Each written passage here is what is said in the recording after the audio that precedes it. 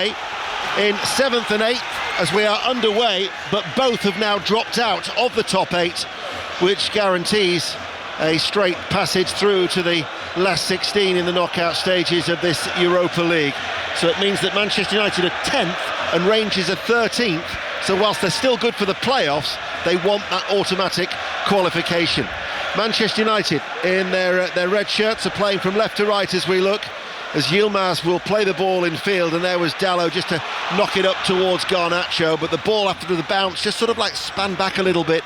But Garnacho now is in full control, running in from the left. Bruno Fernandes cuts the ball back out. Dalot has stayed out wide, level with the penalty area, and Dalot faced up by Barron, who was started as a regular for Rangers, but more recently as a substitute. They're missing Diomande through suspension in the centre of midfield, and in fact it'll be a Rangers throw over on that far side. Paul.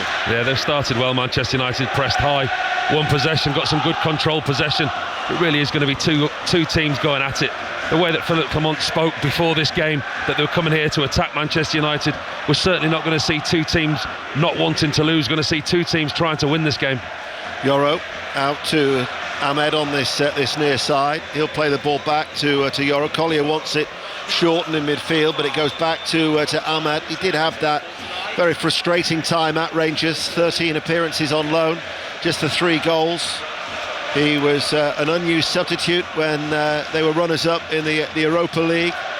In 2022 was Amad Diallo, and part of the League Cup success when they beat Hearts that particular year as well. But he was a little lightweight, and there was one particular instance when they played Celtic and he shirked out of a challenge, and he got quite a lot of grief for such a response from some of the Rangers supporters.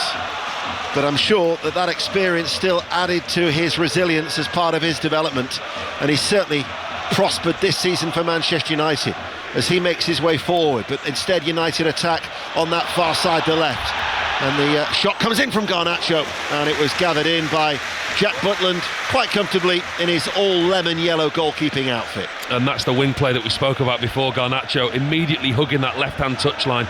He's playing in that role, the number 10 role if you like, behind Zirkzee, but he's given that freedom to go out onto the left-hand side. So often do we see Bruno Fernandes there, but it looks tonight Bruno Fernandes is going to be the one that sits a little bit deeper. It's Christian Eriksen, the one out of the two that's higher up in behind Zirkzee, but Garnacho is clearly on that left-hand side, and he's going to be allowed to roam free and go as wide as he wants to. Jefty waits to take the throw for Rangers on this near side. It's a soft one down the line, off the head of Yilmaz, went to ground far too easily. The Belgian referee, Eric Lambrechts, is having none of that, but Rangers have won it back. That was good play by Raskan. Combative midfielder, does love a tackle, and broke up the play. Dalot prevented it from reaching Cherney over on that far side. And here is Collier, big night for the young midfielder. They have made 5 changes from the team that lost to Brighton at the weekend. Manchester United, they travel to Fulham this coming Sunday. Can't help but feel that with this being the home game, the onus is still on Manchester United. Yeah, absolutely is. They'll have the lion's share of possession. But like we said about Rangers in Europe, you don't know what Rangers is going to turn up. They've been inconsistent in the league. They've won the last 2 games. Disappointing after the big win against Celtic to pick up 2 draws. Just interesting looking at Manchester United now. They definitely have lined up with Bruno Fernandes in a deeper role alongside Collier. It's Eriksen and Garnacho that are the ones that allowed freedom.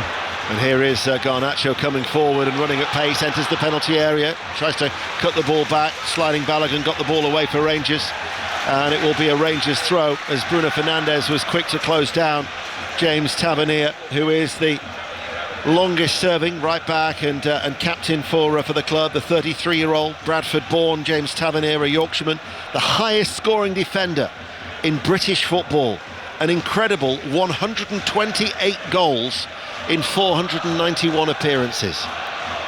That's some record. And I think his assists as well. His assists are up there as well, aren't they? It's an incredible scoring record from a defender. I think it just shows the attributes that he has. Been in and out the side a little bit this season, but now back in a firm fixture. Ahmad on this near side, faced up by Jefty. Yilmaz will come and double up on him. They'll try and double down, will Rangers, on this near side, the right for Manchester United. Ahmad's ball inside, Fernandes chips it to him, Jefty with a downward header, Yilmaz can't get there, picked up instead by Eriksen for Manchester United, cross comes in, Balogun will clear it away.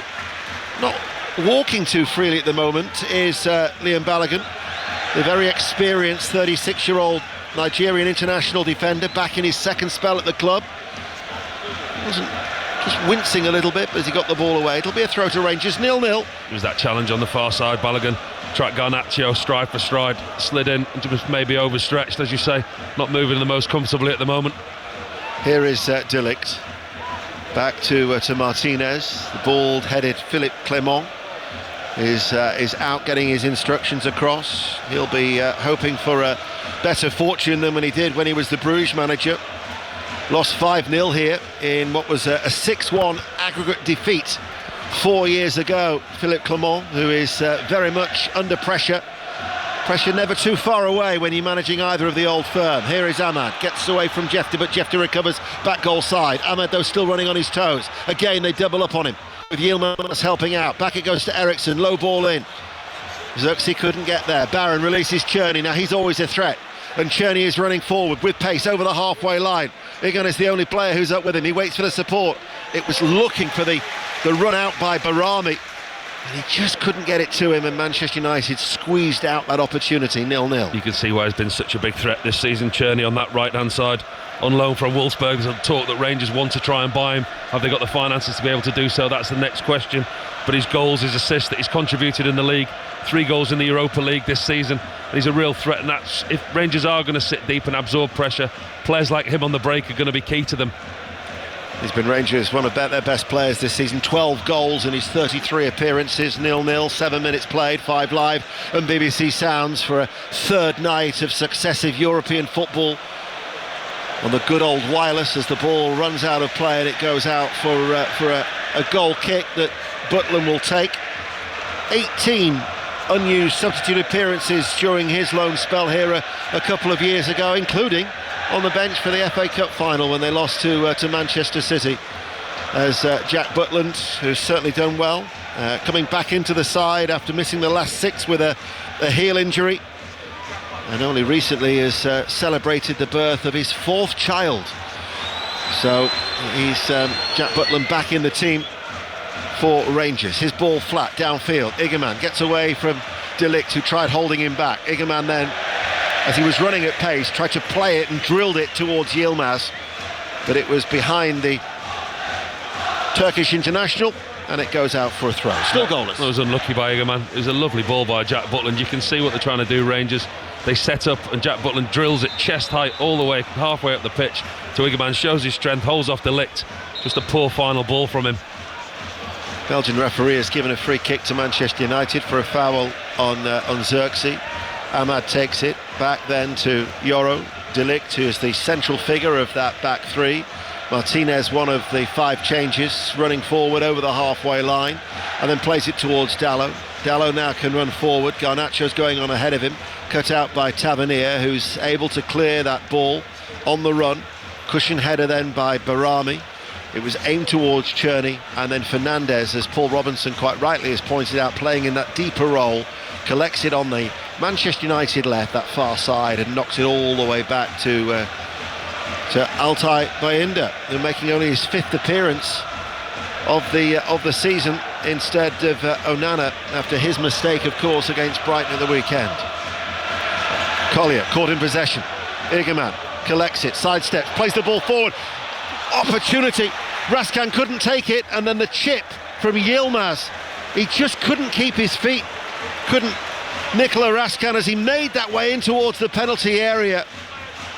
And the Manchester United defence at 6s and 7s, and he just stumbled at the wrong moment. It was Collier who lost possession of the ball, and the turnover of possession. Rangers was so quick.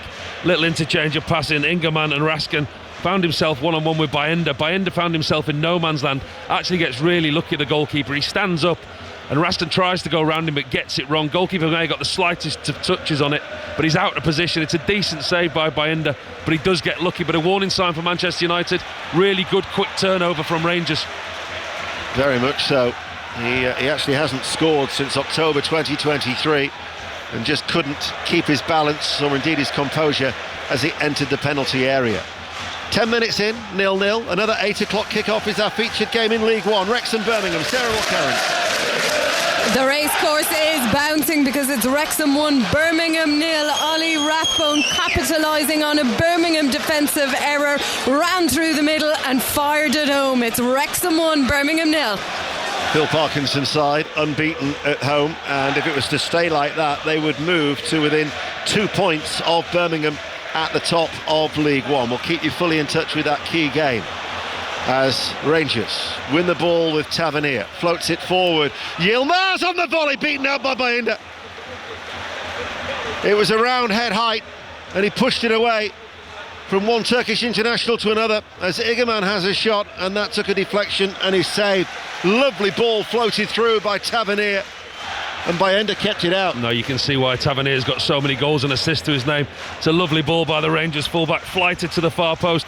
Yilmaz completely unmarked, 12 yards out on the angle, catches it sweetly on the side foot, but it's straight at Bayinda. Another opportunity for Rangers. They've certainly not come here tonight to sit deep and shut up shop. They've had the best 2 opportunities of the game so far. Well, Tavernier said they wouldn't park the bus. You heard what Tom English was saying about his conversation when he had that sit down with Philippe Clement last week. You know, they didn't want to have that role of the underdogs, and they've certainly had 2 very bright openings as the ball goes out of play, and they can only grow in confidence from that. Still 0-0. Yeah, absolutely. They will have the impression that they're underdogs coming to Manchester United. You come to Old Trafford, to such an imposing stadium, but actually the way that you grow into the game, and Rangers have grown into the game, they absorbed a little bit of pressure early on, but as you say, 20 minutes in, that's the first milestone reached for them. You get to 20 minutes with a clean sheet, but not only with a clean sheet, so 10 minutes with a clean sheet, but actually you've got the opportunities. You've had the best opportunity of the game yourself. You become more expansive, you go forward, you create more chances, and like you say, you do grow in confidence. Lazio lead Real Sociedad by a goal to 0 elsewhere. Lazio actually sit top of the Europa League, and that would actually confirm that they would finish in the top 2, and it's a little bit like the Champions League. That would mean that, say for instance, they would avoid Athletic Bilbao until they got to the final, so that's the incentive of finishing in the top 2. It's the same format as the Champions League, which incidentally next Wednesday on BBC Radio 5 Live and the BBC Sounds app, all the games being played on one night. Manchester City Bruges will be our commentary on 5 Live. Aston Villa Celtic will start on Sports Extra. 13 minutes played here in the Europa League. Ruben Amorim has been crouching down in that tiny technical area, watching on. But it's been a good start by Rangers. These tables have caused you boys some problems, haven't they? You, John and ABB. When I'm listening to you on nights on the Champions League, nights in the Europa League, and obviously sitting next to you know what goes on with these computers and the video printers that's going on. That league table, how many times it changes? It's not been your friend, has it? Well, to be fair, I've got a little bit more experience in the fact that on a Saturday I'm used to working the computer. I'm not saying I work it very well, but at least I can work it a little bit. But next Wednesday, thankfully, will hopefully be quite straightforward. Shouldn't be too arduous, he says. But 0-0. 13 minutes played. Martinez looks for a ball over the top, looks for the run of Dallo. He'll get there before Tavernier. Plays it back instantly to Garnacho, enters the penalty area, cuts it back out towards Dallo. Manchester United, though, don't deliver the ball. First signs of a little bit of frustration from the Manchester United supporters there. There was just murmurs as Ahmad, I thought he maybe had been pulled back by GFT. He stopped running. He complains to the assistant referee, but he didn't play to the whistle, and he was willing to stop immediately. I don't think there's a lot in that, Ian. I really don't. I thought the ball was played into him. Yes, I think Jefta did put his arms around him. Not a lot of contact, but I'm all for that. Referee, play on. You know, players don't referee the game, and quite often do we see players stop in those situations and almost referee the game themselves, stop the game and make the referee give him a free kick. Referee stayed strong. Collier's ball forward. He's appealing for a corner kick, and he'll get it. Last touch off a blue shirt. The Rangers supporters in that corner away towards our right. The section on the front, I don't know, 3-4 rows haven't stopped bouncing up and down since the first whistle was blown, and incessant chanting from that quadrant to our right, which is in fact where Ahmad, who is being booed and jeered by the travelling support, is going to take a corner kick for Manchester United. 0-0. Ahmad, left-footed, crowded area, good header away, under pressure by Balogun, and it will go out of play for a Manchester United throw. as he goes down that gentle slope here at Old Trafford and waits to take the throw. Still goalless. Yeah, good strong header by Balogun. A well-worked set play by Manchester United. Group of red shirts bulked at the far post, all made their way to the near post, right underneath Jack Butland's crossbar. Well defended. Ahmad trying to get past Barami to Collier. Ball in was cleared by Tavernier, only as far as Dallo. Stab forward to Garnacho, left-hand side of the penalty area. Enters the box, curling effort, always going over the top, right-footed. Goal kick, 0-0, Paul Robinson. Does look sharp though, Garnacho, doesn't he? Playing in that role in behind Zirkzee on the left-hand side.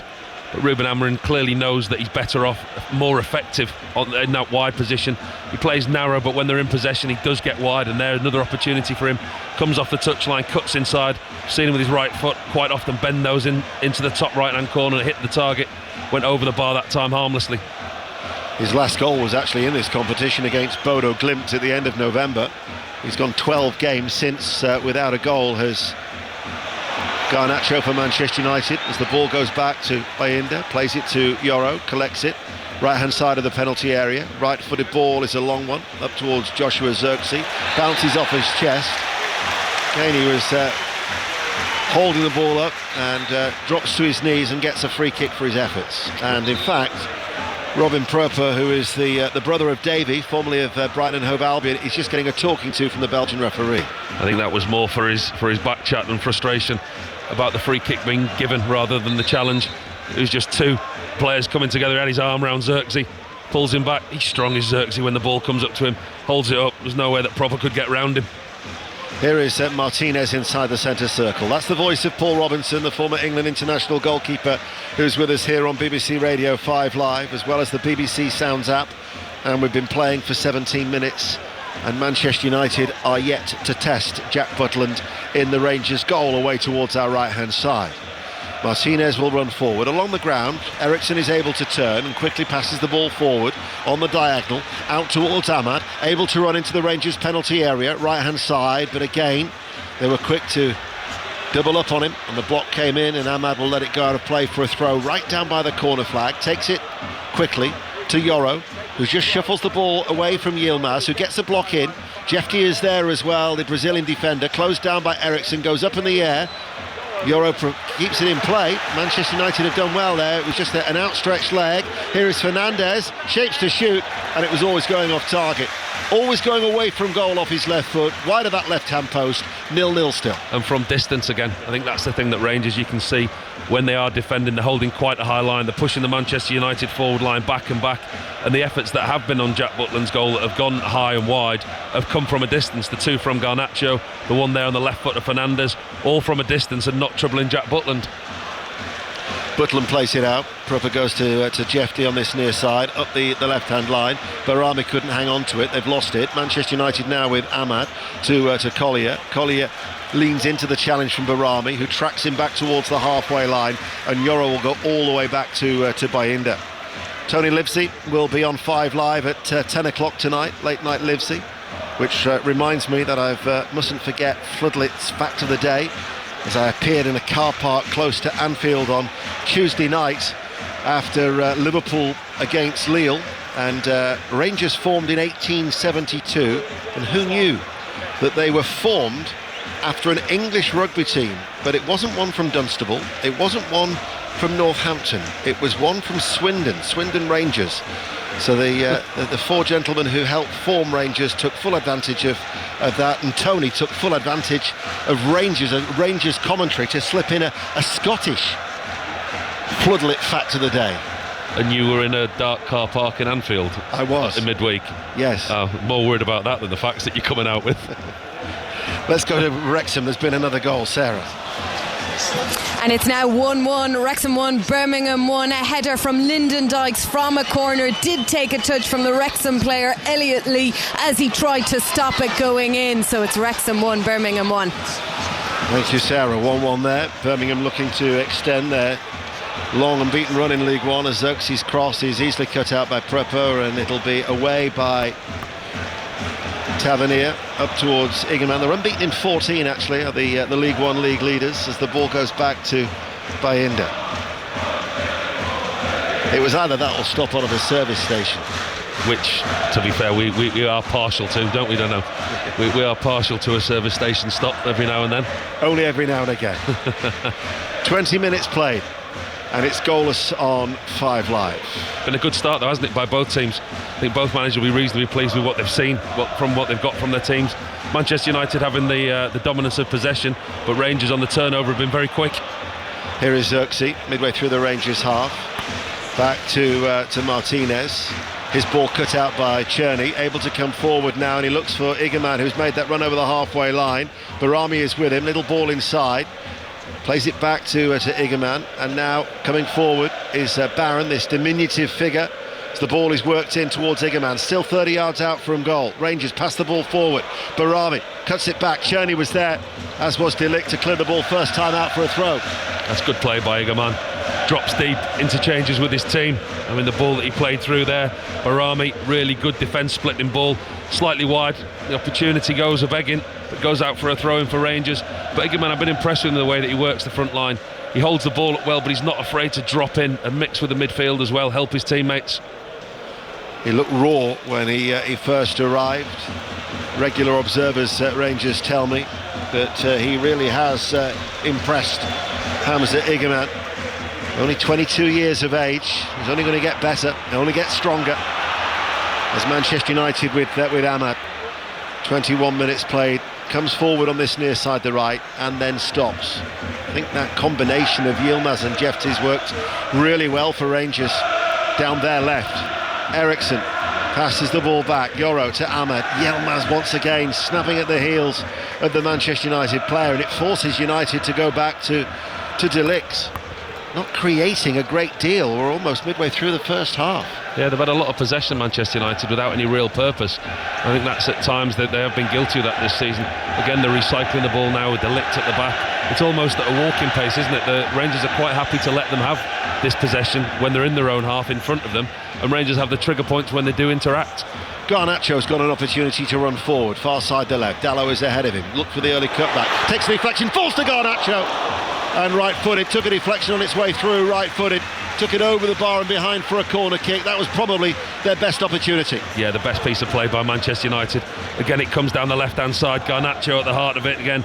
Ball comes out, strikes it really well, and I think whether it's inadvertently or it's a meant block, right in front of Jack Butland, one of the two centre-halves, proper I think it is. It's a really well-hit shot by Garnacho, flying straight towards the goal. Defender running across in front of the goalkeeper. No, he means it. It's a really good defensive header flicked over the bar by Raskin, right in front of his goalkeeper. Sometimes puts the goalkeeper off, but he actually did his job, Raskin. He got a head on it and put it over the bar. So that was an important intervention. In comes the corner kick. Ahmad to take it and head it in at the near post. De Ligt. But the referee has already ruled it out. It will not stand. De Ligt doesn't know it yet. He's still celebrating. But the referee has already blown his whistle. VAR, of course, would have a look at it. It's a simple corner routine by Manchester United. Ahmad on this near side, the right-hand side with a left-foot in-swinger, finds De Ligt at the near post, and it looks like he's put Manchester United in the lead. The referee immediately disallows it. Two Rangers defenders on the floor. Bruno Fernandes is talking to the referee now, trying to unpack what's gone on. Not had the replays yet, but actually it looks like De Ligt somehow found space. He was completely unmarked. Whether it was a block that was put on for him. Oh, it's a very, very gentle hand in the back. De Ligt makes the run from the far post. The Rangers players try and pick him up, try and mark him. Ball's whipped into the near post, and actually, is it proper in front of him? De Ligt puts his right hand on him very, very gently. Oh, there's not a lot in that for me. Manchester United are very unfortunate. I think we're in the area of the referee's giving it on the field, so VAR won't overturn it. I think he's unlucky there, De Ligt. That was one where they go the referee's call, and VAR very unlikely to overrule that. Bram van Drieschke, his fellow Belgian, and so that goal straight away was ruled out by the referee Eric Lambrechts, and it remains 0-0 here at Old Trafford on BBC Radio 5 Live and BBC Sounds. And De Ligt, his header Wiped out, 0-0. Just seeing it again there, a replay from a different angle. It's actually Lenny Yoro as well as De Ligt. Lenny Yoro steps across the front of Proper, who sends him to the ground. Fernandes forward, right-hand side of the penalty area, and the cross on the half volley is headed well off target by Joshua Zirkzee, and it will run closer, I would imagine, towards the corner flag than it would to Jack Butland's goal. Yeah, you can see now from a different angle on that replay, Lenny Yoro at the near post. He steps across Proper, which prevents him getting to the ball, which then gives De Ligt the free header. So actually the referee's call on the pitch and the VAR check, they probably did get it right. If the free kick was against De Ligt, you would say harsh, very harsh. But I think it was the block from Yoro, the reason the goal was disallowed. Ruben Amorim, who's backtracked a lot from his comments about maybe the worst team in Manchester United's history, but he was also talking about it's hard to play at Old Trafford. They get a little bit too nervous, not helped by the fact that they've lost 4 of their last 5 at home in the Premier League. However, it's got to be said, in the Europa League, Manchester United, before today's set of games at least, were one of 5 teams who are yet to lose in this Europa League campaign. They drew their first 3, but they've won their next 3 since, and so along with Rangers are looking towards qualifying automatically for the knockout stages and therefore avoiding the playoffs. That at least is the aim. 26 minutes played. Cherney loses out to Fernandes. Fernandes plays the ball inside. Collier shows his strength but runs into 2 royal blue shirts, but he was fouled, and Toby Collier will get a free kick that Fernandes takes quickly. Ahmad was after it. Jefty though is back. They go shoulder to shoulder. It wasn't lightweight then, wasn't Ahmad? Held his own there in that challenge with the Rangers left back, as here he is just in from the touchline on this near side, the Manchester United right, as Yoro plays the ball inside. And Collier, 7th appearance for the club, looks a decent size in terms of the midfielder with his short blonde hair, wearing gloves though. Not that cold a night, as here is Ahmad back into to Collier once again, 21 years of age, floats it out to that far side, off the chest by Dalot, down the line it goes, far side. This is Garnacho, delivers the cross, nobody there to meet it as it curled its way through that 6-yard area and bounced once and out of play for a goal kick, 0-0. Again the left hand side, and again it's that man Garnacho. Spoke before the game about his potential move, the talk of him been linked with every single club that he is at the moment, whether he would have the right mentality to play tonight, but I think he's been the brightest spark for Manchester United. And in a way, this is Ruben Amorim actually admitting that Ahmad's a better wide player, Garnacho's better on the left hand side. Yes, he's still playing the 3-4-2-1, but there's a little bit of flexibility in the system tonight, with Garnacho being allowed to drift that left hand side a lot more. That's the insight from Paul Robinson here at Old Trafford as we approach the half hour. Still goalless. Rangers, who are yet to score in the previous 4 meetings against Manchester United. Jefty, Yilmaz had to accelerate, couldn't keep the ball in play, right in front of his manager, who has been told to come back inside his technical area, and Manchester United want to take a throw on the right. But not a great deal of movement for Ahmad. Rangers have restricted Manchester United to shots that have all been off target so far. Butland yet to be tested. Collier plays it back to De Ligt. Now it's with Martinez, who enters the centre circle in the Manchester United half. They're defending the Stretford end. Ball blocked by Tavernier. Picked up by Barami. Out it goes to Cherney. This is where they're going to be dangerous, Rangers. Cherney comes forward, the Czech international. Forward ball to Igerman. Controls it. Out towards that far side. Tavernier's heavy ball in. Yilmaz did ever so... Oh no, he didn't keep it in play. It's a nice cushioned control with the top of the right boot, but it just strayed and it'd gone behind for a goal kick to Manchester United. Well, it was a lovely touch by Yilmaz, wasn't it? But I think he had just gone over the line. Tavernier again on the right hand side. It was a high looping ball over to the far post. Ball already gone out of play. There is a little bit of a lull in the game, in the atmosphere as well. You just feel that Manchester United at times pedestrian-like in the build-up, slow. But Rangers, you've got to give them a lot of credit for the way that they're set up. Defensively, you can see they're a unit. And what's impressed me most of the Rangers unit is the distance between the centre forwards and the defence. They're moving up and down the pitch as a unit. The game's not spread, the game's tight. They're trying to keep the press on together as a team, and as a unit they slide up and down the pitch, which has been effective. Well, Rangers have won the ball over, turnover in the midfield. This is Cherney, look towards Barami. Stepping out of defence was Martinez. He continues to come forward to Collier, took it into his right foot very, very neatly and passes the ball out to Yoro. Yoro now can come forward, accelerates, opens his legs a little bit over the halfway line. Ahmad's ball inside, little touch by Eriksson. Proper though goes sliding into the challenge. Ball breaks towards Yilmaz. Now finds it inside. Barami's forward ball. This is Igerman. Holds on to it. Plays it back towards the centre circle. And now it's Barami who spreads it out towards Cherney. Looking promising for Rangers. Coming forward now. Right corner of the area. Cherney's cross. Blocked. It'll roll out for a Rangers corner. 0-0. Philippe Clement applauds above his head. Yeah, he's pleased. He's been trying to get a message onto his players for the last 3 or 4 minutes. I think it was a communication issue, trying to get the message on. He was talking to his players about getting the ball over to that right-hand side, the switch of play. Because as we've said about Cherney, he's been a really integral part of what they've done. And when he has got the ball tonight, he's looked a real live wire. Gets the ball now, gives his team a corner and an opportunity to put the ball in the box.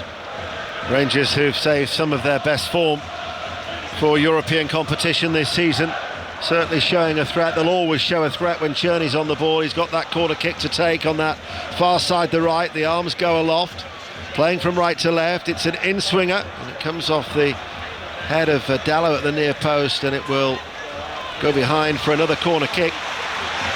So from one corner on the right, in front of the Stretford end, it'll be a corner on this near side, the left. I'm not sure he knew that came off Dallo, then Lenny Yoro. I think Yoro was in control. He had an opportunity to maybe keep that ball in. He let it run out, thinking it was a goal kick. Tavernier is the player who's going to take it on this near side, right in front of the tunnel area at Old Trafford.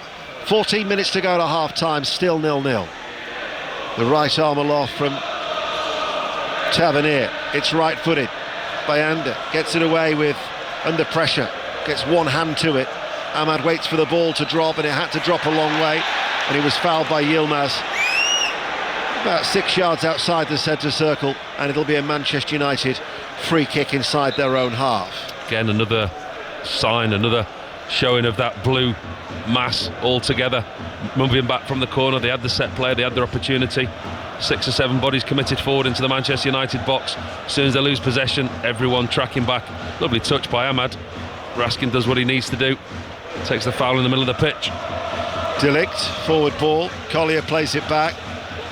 Yoro able to assess his options, goes along the ground towards Ahmad, dropping back inside the Manchester United half to De Ligt, quickly closed down by Cherney. There's the trigger, as Barami and Barron were looking to do so and press from the midfield as well. They then switch it to Manchester United, out towards that far side for Garnacho.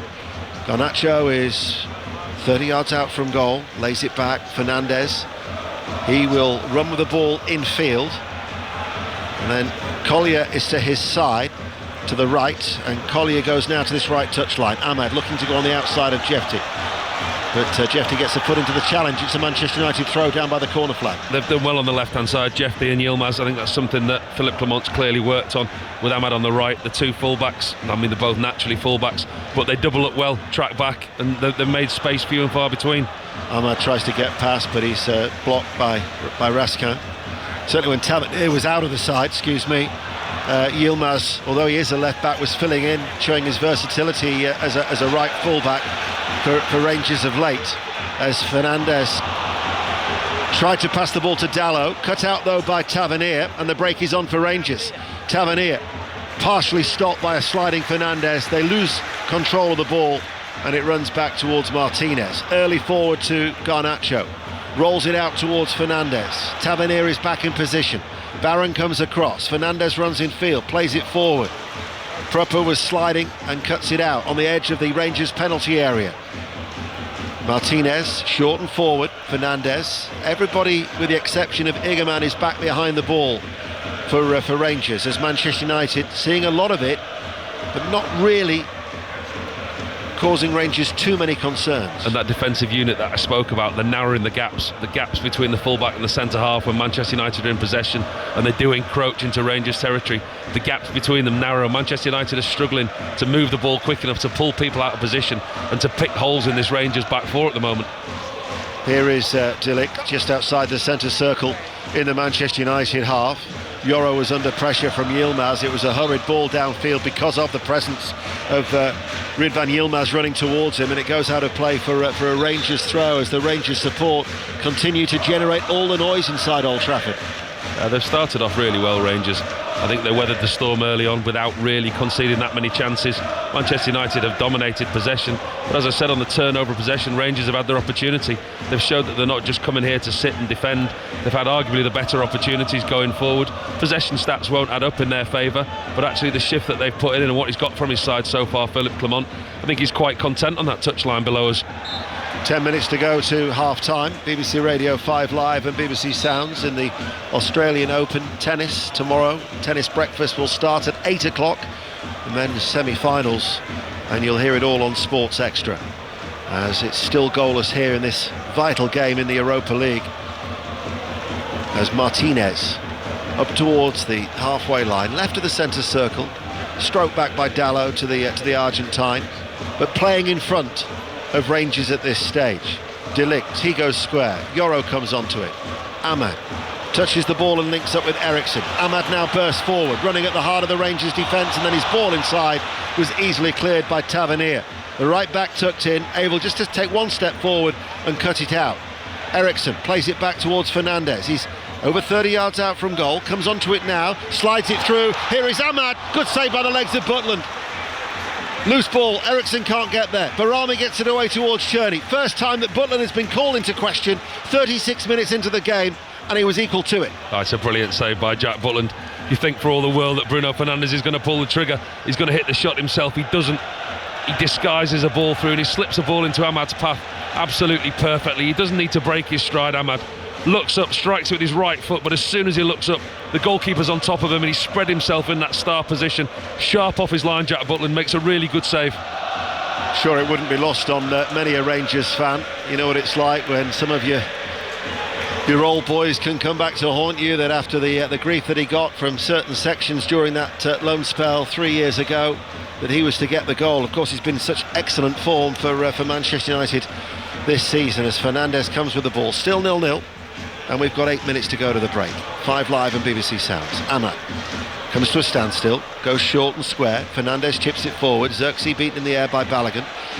Eriksson quickly plays it towards Garnacho, cuts inside just outside the D. Fernandes lifts the ball forward. Dalot is there on the half volley, cut back. Xerxes shot blocked, and Cherney's scuff clearance will actually fall quite kindly for his goalkeeper Jack Butland. Still goalless. It's a good interaction by Manchester United, good short passing, quick changes of play on the edge of the box. Bruno Fernandes again lifts it to the far post to Dalot, does really well on the half volley, cuts it back to Xerxes, and to be fair, that's Xerxes' real first interaction in the game. Can't really remember us talking about him that much. Half volley blocked by the defender. Barami was forward, but Yoro was there. He's being pursued by Igerman, and it will go out of play for a Rangers throw. Let's get an update from Wrexham, that vital game. Sarah Mulkerrins. It's Wrexham 1, Birmingham 1. The leaders just finding their way into this match. They're dominating possession now, and they've had a couple of half chances. Alfie May deflected shot out for a corner, and then Lyndon Dykes had a speculative shot edge of the area. Wrexham do look lively on the counter, but at the moment it's Wrexham 1, Birmingham 1. Thanks, Sarah. Still 0-0 here at Old Trafford. This Europa League game. Igerman comes forward. He's going to shoot from around 30 yards out. Takes a deflection, and Bayinda was forced to go to ground and make the save. Away towards his right, just to turn it behind for a corner kick. That was an awkward one. Yeah, it's Rangers, another example, getting through this Manchester United back line too easy. Igerman dropping deep. He drops deep 30 yards outside the box. Nobody goes with him. The back three just drop off. And he goes to run at them and nobody goes near him. Has a shot, takes a deflection, makes it difficult for the Manchester United goalkeeper Bayinda. Deflects off Martinez down to his bottom right hand corner. 2 hands on it, pushes it round for a corner. But Igerman again shows real intent. He'd saved earlier on, remember, from a Yilmaz left-footed volley. Still scoreless here at Old Trafford. Corner kick to Rangers, to be taken in front of the tunnel area. Tavernier, right-footed, in it goes to the near post, headed behind again by Dalot inside that crowded 6-yard area. As Tavernier, before picking the ball up, gets across his verbal instructions to the players who wait. Manchester United have got every red shirt inside their own penalty area. The Belgian referee, though, is having to keep an eye on a little bit of jostling as they try and put pressure on Altay Bayindir. So he's told the offending players just to cut that out. Very, very crowded. Tavernier with a corner kick. It's another in-swinger. Bayindir did ever so well under pressure. The arm came up and over and managed to get the ball away, but he's actually been knocked to the floor and lies actually inside the goal net. Yeah, the referee's given a free kick on the goalkeeper, but it's something that Rangers have clearly worked on, these set plays. Remember Bayindir when he played at Tottenham a couple of weeks ago? He looked really shaky, he looked really nervous under the high ball. Looks like he's copped in the face, but what Rangers are doing, they're absolutely packing the 6-yard box, and Tavernier's delivery is that good. He's whipping it underneath that crossbar, underneath the goalkeeper's crossbar, making it really difficult for Bayindir. He's not comfortable with the cross ball or the high ball at times, as we've seen previously with him. He gets drawn underneath the ball, then has to backtrack, and it's actually his own player. It's Collier who he catches. He ends up flicking it wide, Bayindir, over and wide at the far post, but as he's coming down, his head and neck clash with Collier. He misjudges it, the goalkeeper, gets caught under it and has to backtrack. Yeah, he's had the physio tending to him. It would have jarred the head and neck, as Paul quite rightly says, as he's coming down, he's collided with the thigh of the young midfielder Toby Collier, but he looks like he's okay to continue.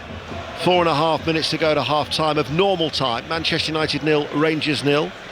A reminder, the next live football on 5 Live is on Saturday. Mark Chapman on air as ever from midday. Wolves Arsenal will be our commentary from 3, and the usual goal service to be followed by Manchester City Chelsea at 5:30 as Collier puts his head bravely towards the feet of Igerman. And then Fernandez with a raking ball out towards that far side, looking for Garnacho. Balogun will go back to Butland, and Butland puts his foot through that left-footed downfield. Cherney tries to keep the ball in play, succeeds. Rangers have the ball. Tavernier 10 yards inside his own half. This now is by Raskan, his ball in field. Barron picks it up. Barron goes in for a 50-50. Felt the challenges of that on his on the right foot. Manchester United pick up the ball now with Fernandez, just forward of the centre circle, central area. Still it remains goalless here on 5 Live as Garnacho has Tavernier in front of him. Left corner of the area, back heels the ball. Dalot with a cross, headed away by Pröper, headed further clear then by Yilmaz on the edge of the area, teed up by Fernandez to Collier, plays it out towards Ahmad. Ahmad just waits, they've doubled up on him. Jefter tries to get a foot into the challenge, and now it comes with Collier. Now you can hear Old Trafford in stereo sound with their supporters finding their voices with 3 minutes to go of normal time of this first half remaining. Ahmed out towards Dalot. Dalot waits. Fernandez makes himself available. Rangers keeping their shape, keeping their discipline. Dalot once again out towards the left. Can't find a way through at the minute. This is Fernandez. Tees up Martinez. Takes it on. Shoots! Good save by Butland. It was travelling. Hit it left-footed. Tumbling save by Jack Butland, and a strong right hand as well behind for a corner kick. 0-0. I tell you, he's hit that, Martinez, hasn't he? He's hit that with real force and power. Didn't look like Manchester United were going anywhere. Bruno Fernandes, Martinez comes up on his right hand shoulder, just plays it into his path, one touch onto his left foot, and he hits it really, really well. Troubles Jack Butland high to his right hand side. Really well struck on the left foot of Martinez. It's close enough to Jack Butland, but he doesn't take any chances. Dives to his right with a top hand. Good strong hand, pushes it away for a corner. Manchester United's best attempt, arguably, apart from the disallowed goal. Yeah. Said earlier on that Barron had gone in for a 50-50 challenge, and you could see that he'd been hurt. He got a knock on his right foot, and he's gone down inside the penalty area, so there is a stoppage in play with less than 2 minutes of normal time remaining here on BBC Radio 5 Live. Diomande, of course, is out suspended, so they've got actually coming back Tom Lawrence from injury, who began his career, of course, at Manchester United. But it would be a real blow to lose Conor Barron, who they picked up on a free from Aberdeen in the summer. As the Rangers supporters watch on with maybe a degree of anxiety. Yeah, just seeing a replay of it now on the screen in front of us, and it was that challenge with De Ligt. Goes in the old-fashioned side foot challenge. Both go for the ball. They hit the ball at the same time. Barron just opens his right knee out, just feels his knee ligaments on the right-hand side, which is what he's saying to the physio and the doctor. He's up and he's walking off the pitch on this near side towards us. Looks to be moving okay. They will hope that he will be in a position to continue as we enter the last 60 seconds of normal time. Still goalless. Amad Diallo then to take the corner kick on this near side. It's left-footed, it's an in-swinger, and it will go out of play for a goal kick. I think Amad was half expecting that to go behind for another corner. I think between them, the assistant and the referee guessed, because it was a great corner kick into the near post. There was that many bodies, blue and red shirts, you couldn't really tell who it came off. It was one of those that was delayed. The referee hadn't made a decision, so he goes with a safe option, goal kick. I think ultimately it was the correct decision as well, as Barron jogs back onto the field of play. The diminutive midfielder for Rangers, and we'll find out how much stoppage time there will be. It is 0-0, just as it was when they met in the Champions League some 14 years ago. That's how it finished here at Old Trafford. And then a Wayne Rooney penalty got the only goal of the game late on when they met at Ibrox. 3 minutes of added on time, a minimum of 3, which we're now into. Here is Eriksson for Manchester United, just inside his own half. Collier plays it to Martinez, can come onto the ball, and he's over the halfway line. Dalot again accelerates ahead of him. Garnacho tries to tickle into the path of Dalot. Fernandes flicks it again in that direction, but Rangers deal with it well, clear it. Fernandes lifts it forward. Dalot has stayed, but Tavernier will hold him off, and Tavernier finds Czerny, and Czerny will win a throw off the legs of Bruno Fernandes, and Rangers get a throw midway through their own half. You feel there's a makings of a really good game here, don't you? You feel like there's a story that's about to unfold in the second half. It's just bubbling under without actually really catching fire. A couple of opportunities for Manchester United. Rangers not afraid to go down the other end. I mean, it's an old-fashioned saying, an adage that we say all the time, but one goal will change this game. It really will spark it into life. At the moment, you feel it's just bubbling under the surface and ready to go. Well, bearing in mind that Rangers are at home for their final fixture next week against Union St Gilloise, who will probably they're on the 25th, so they're going to need to win that just to get into the playoffs, the Belgian side. Whereas Manchester United, they travel to Romania for the team formerly known as Steaua Bucharest, who are currently in the top 8. They lie 7th after they won away at Karabakh by 3-2 earlier today. So 2 very interesting fixtures next week. Here is Yilmaz. Bigger man is with him, couldn't control on the edge of the area, and Manchester United get it away, and then there was a foul on Lisandro Martinez, and that'll be a free kick to Manchester United. Yeah, there's a foul on Yilmaz first, which is what the Rangers players are surrounding the referee suggesting. Delict on Yilmaz first, sends him to the ground. It's Igaman that goes through and he catches Martinez, but actually the referee thought he was playing Rangers an advantage, but it wasn't in the end. That strange noise, by the way, when I went, yeah. I was going to say, was that a glitch or was that you? That wasn't me saying no in Russian. Oh. I was pausing as I had to just scroll down with the league table. That table again, it's causing you bother again, is it? Niet. That was deliberate. Stoppage time, 0-0. Manchester United Rangers. Garnacho stopped. Balogun caught as he came out of that challenge hopping. And it will be a Rangers throw over on that far side as a number of spectators are heading towards the exits for their half-time refreshments here, but Balogun has stayed down. And the physio has been called for. This will only extend the minimum time to be added on, but he does look in a lot of pain, does Liam Balogun, who they back in a second spell after that time with another Rangers, Queen's Park Rangers down in London, formerly of Brighton and Wigan. Got a goal against Aberdeen on his return after missing 5 with injury. But with his experience, and it is a problem area for them too. Enciala is ineligible. You've still got Dujon Sterling, who's very, very versatile for Rangers, who's out injured as well. So they'll hope that Balogun is able to continue. So we've got a stoppage here. It means we can get a half-time scoreline from Wrexham. Sarah Mulcahy. A lively first half. It's Wrexham 1, Birmingham 1. The hosts went ahead just 9 minutes in, capitalising on a defensive error. Ollie Rathbone was strong to challenge, cut free, finished brilliantly from 20 yards out. But the League One leaders then were level. Corners proving problematic for Wrexham. Lyndon Dykes able to get free at the far post. He headed in. Birmingham have been better since then, but it's all square at the break. Wrexham 1, Birmingham 1. Thank you, Sarah. The notable absentee at the back is John Sutar, who's been out since mid-December, was their best defender. He was having an excellent season before he was out with injury. But Balogun is hobbling, but he's back on his feet. Play is back underway. And there, in fact, is the half-time whistle. But Balogun is still in a lot of pain. He's actually just buried his head inside the royal blue shirt of Rangers.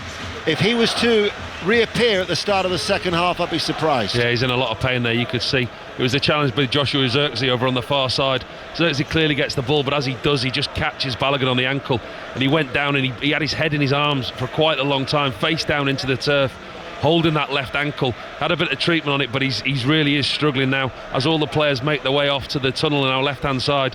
He's meeting with his manager Philip Clement on the halfway line, clearly some distance behind the players, unable to keep up. He's struggling.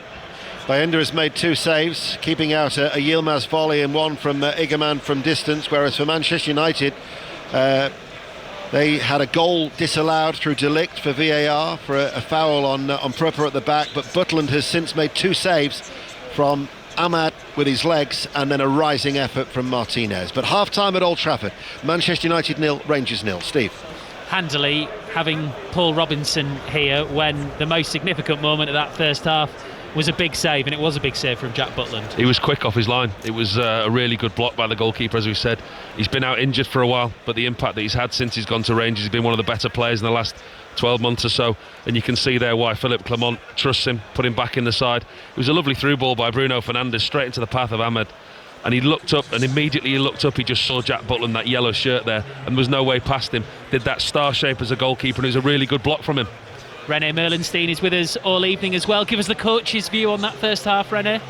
Yeah, it's like what Paul said. It's a bit of a strange game. I looked at it, and Manchester United have got more possession. You can see that obviously Garnacho's got that freedom, which I think is a good thing to go more to the left. I thought he was quite a bright spark, but it needs that real little bit of quality, and Fernandes produced that with that little through ball that disguised the through ball to Amat, and I thought he's obviously didn't look at the goalkeeper. I thought if he would have disguised and chipped it, he probably could have wrong-footed Butland, but it was a great save from Butland. But it's like Paul said, it's like there's something bubbling under the surface, but the game needs a goal. It needs a goal, and it's also interesting to see if Balogun is going to come back, because that makes a difference, because I thought overall Rangers stood well defensively. Didn't give too much spaces away. But yeah, if they lose another central defender, it will be a problem for Rangers. I suppose the good thing, René, is that if this was a Scottish Premiership game or a Premier League game, you wouldn't necessarily know whether or not it was going to go from bubbling over the surface to properly exploding into a great game. But the reality is, I was looking at the live scores now. Manchester United in the live Europa League table are 9th and Rangers 11th, so neither of them want to go into their final games. Rangers at home to Union Saint-Gilloise, Manchester United away at the artist formerly known as Steaua Bucharest, who haven't lost a single game at home in Europe this season, have only conceded 1 goal. They want to get the win tonight to keep it in their own hands, so it has to change. Well, it has to, and I think Manchester United need to take the game with the scruff of the neck. They need to push the pressure on and try to force that first goal, so that will open up the spaces and probably creates more chances for Man United. I think Rangers, in the contrary, want to stay in the game, so they don't want to do anything silly for the first sort of 20-25 minutes and think if we're still in the game with 0-0, we then try to maybe win it, at the end of the game. So that is, I think, what we're going to see the second half. Good stuff, René. Thank you very much. René Merlenstein with us all evening. Sprinklers on here inside Old Trafford. Rangers fans having their first break from singing and bouncing of the whole evening so far. So Manchester United 0, Rangers 0, half-time here. Wrexham 1, Birmingham 1, half-time in League One, and earlier in the Europa League.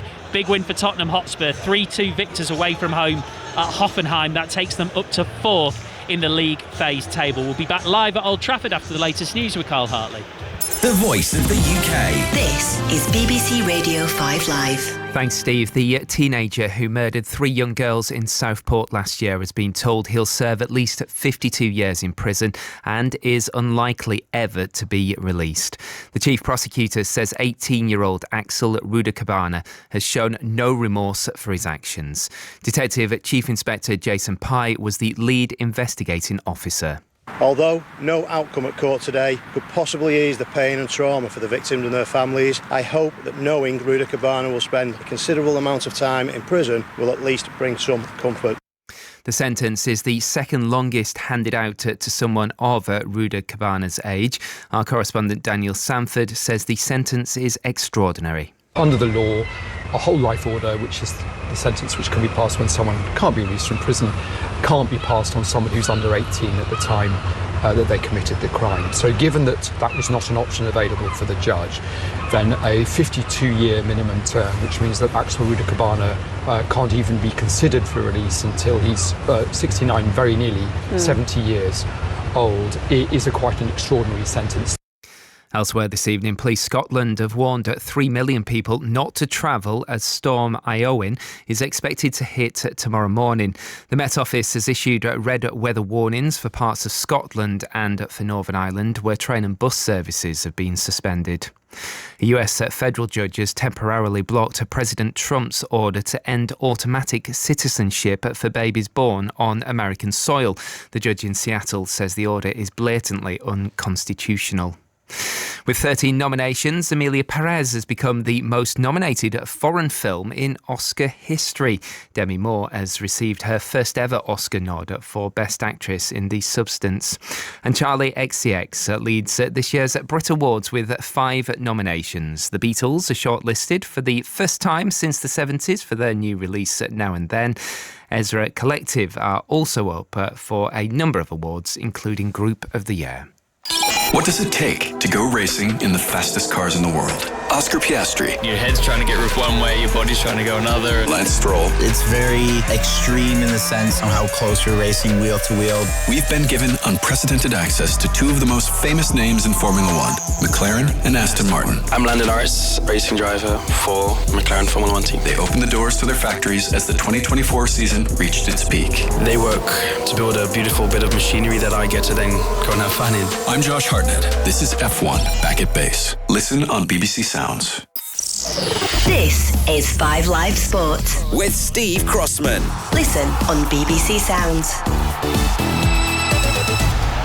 And it is Manchester United 0, Rangers 0, half-time here in the Europa League at Old Trafford. Full second-half commentary to come. Harry Maguire has just emerged in front of us, one of the players who is defending his head coach in the build-up to the game, saying the players need to do more. Hopefully we'll see more from both sides in the second half. Elsewhere, Chris Wood has signed a new deal at Nottingham Forest, goes through until 2027. 2 bits of business for Manchester City. So captain Kyle Walker, as expected, is joining AC Milan on loan until the end of the season. That agreement, by the way, includes an option to buy. Arriving at City, the Eintracht Frankfurt forward Omar Marmoush. The club have paid £59 million for him on a deal through to 2029. In cricket, Australia have won the Women's Ashes. They beat England by 6 runs via the Duckworth-Lewis method in the second T20. There's more on that on the TMS podcast, available now on BBC Sounds. In tennis, world number 1 Aryna Sabalenka will aim to win her 3rd successive Australian Open title on Saturday. She's going to face Madison Keys in the final. 2 times runner-up Pat Cash watched today's semi-final action with Gigi Salmon. Pat, women's semi-finals day at the Australian Open, and Aryna Sabalenka, I don't know if she was your pick, but many people's pick at the start of the tournament to not only reach the final, but to defend her title. Well, she's defending twice, isn't she? Yeah. You know, it's not an easy thing to do, but has been done a few times here and over the years. And coming in today against Paula Badosa, she played fantastic tennis, and there was barely a mistake. There were some great rallies. The first set was sort of a battle backwards and forwards, but she's got a lot of power, a lot of confidence, loves this court, and I think she's got to be favourite to go ahead and grab the title again. So 1 set dropped through 6 matches to the final. She's now 20 consecutive wins at Melbourne Park, and I think what people really admire about Sabalenka is the things she's added to her game. It's just not all about power from the back of the court. No, but she's still got a lot of power from the back of the court, doesn't she? I mean, she hits the ball so hard, and that serve of hers, even though from time to time it can go off a little bit, and she can throw in some double faults, but once that serve gets going, it is she's brutally tough to beat, and it opens up the court for her, of course, as well. So she gets a lot of short balls, and those short balls that she gets, after the good serving, she just absolutely thumps them, and we sort of, I suppose we probably haven't seen that power since Serena Williams was on the tour. So people who don't know her that well, you can sort of say, well, she's very Serena-ish, maybe not as good around the net, but she's and she was a bit of a one-trick pony for a while, Sabalenka, by just blasting winners, and if they went in, she won, and if she didn't, she'd lose, and then she'd serve double faults or aces, but she's tidied that up very nicely, and that's why she's a multiple Grand Slam champion now, and to give her credit, she's getting better around the net. She's feeling more confident. She knows she can play well under pressure, because there was a question mark, wasn't there, in her career? Whenever she got to a semi-final, she just throw in a bad match and spray balls everywhere, and we did wonder, was she ever going to win a Grand Slam? She's good enough, strong enough to do it, but to give her credit, she's improved her game, become much more solid. Maybe it's the years of experience, as well added in there, and she's a incredibly tough competitor and world number one for a reason. And credit to Paula Badosa through to her first Grand Slam semi-final. She'll be back in the top 10 when the new rankings come out. Then the second semi-final, Pat, between Madison Keys and Iga Swiatek. Absolute barnstormer.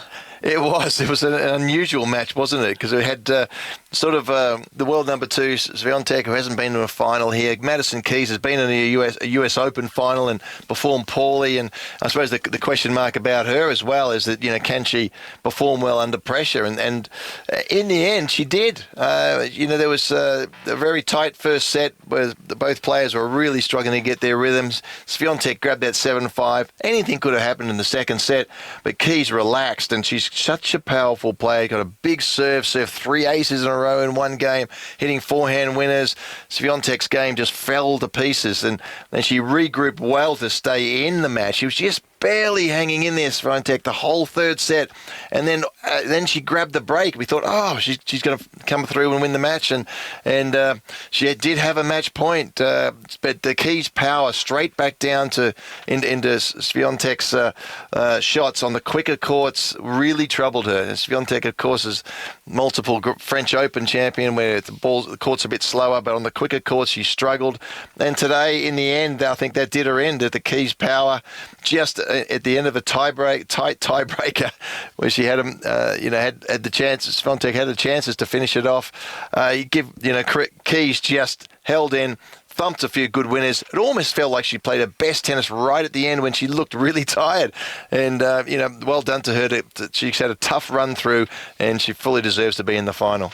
Worth hearing from both of the semi-finalists, starting with the winner, Madison Keys. I think I'm still trying to come down and figure out where I am, but really proud of myself for being able to stay in that. Obviously being up in the third and feeling like I was so close to the finish line and losing my serve, and then being able to just kind of stay as close as I could in that tiebreaker until the end.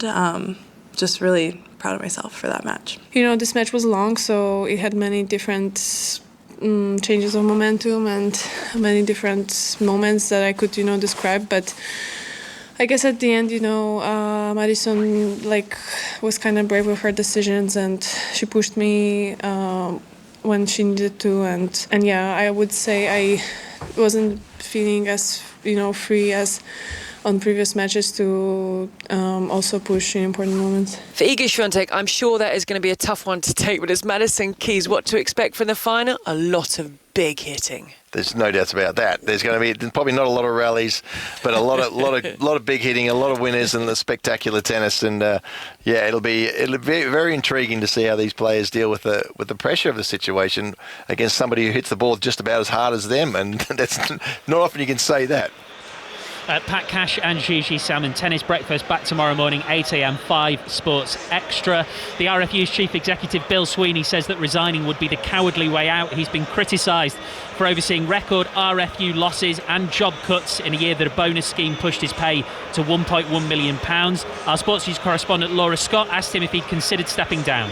Not once, because I do believe we're doing the right things.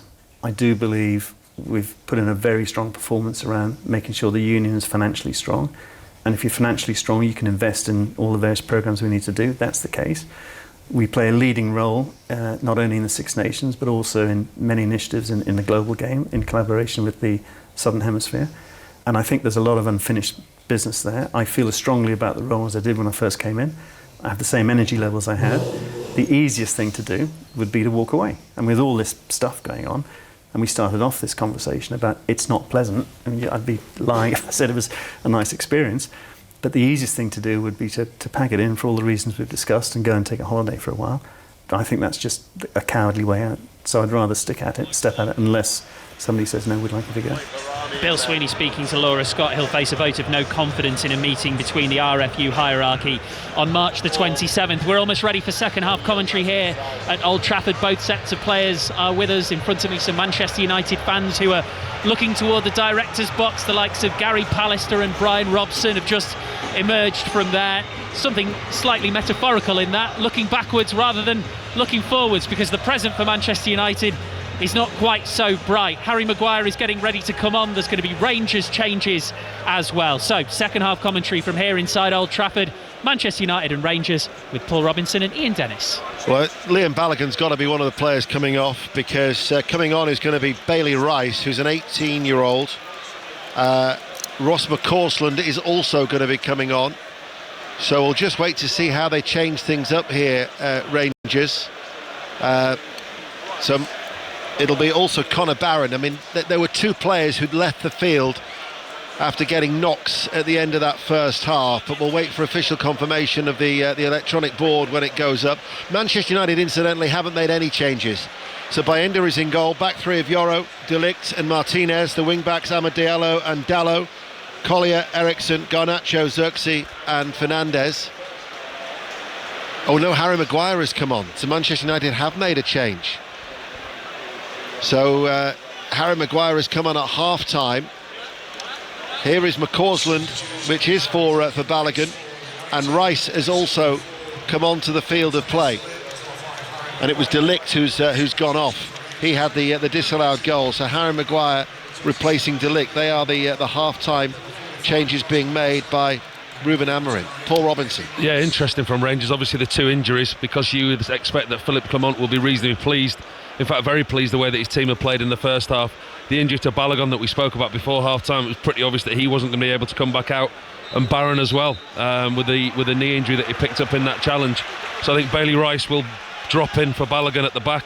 We'll just wait and see whether Yilmaz tucks inside or McCausland actually plays inside. See how Rangers line up.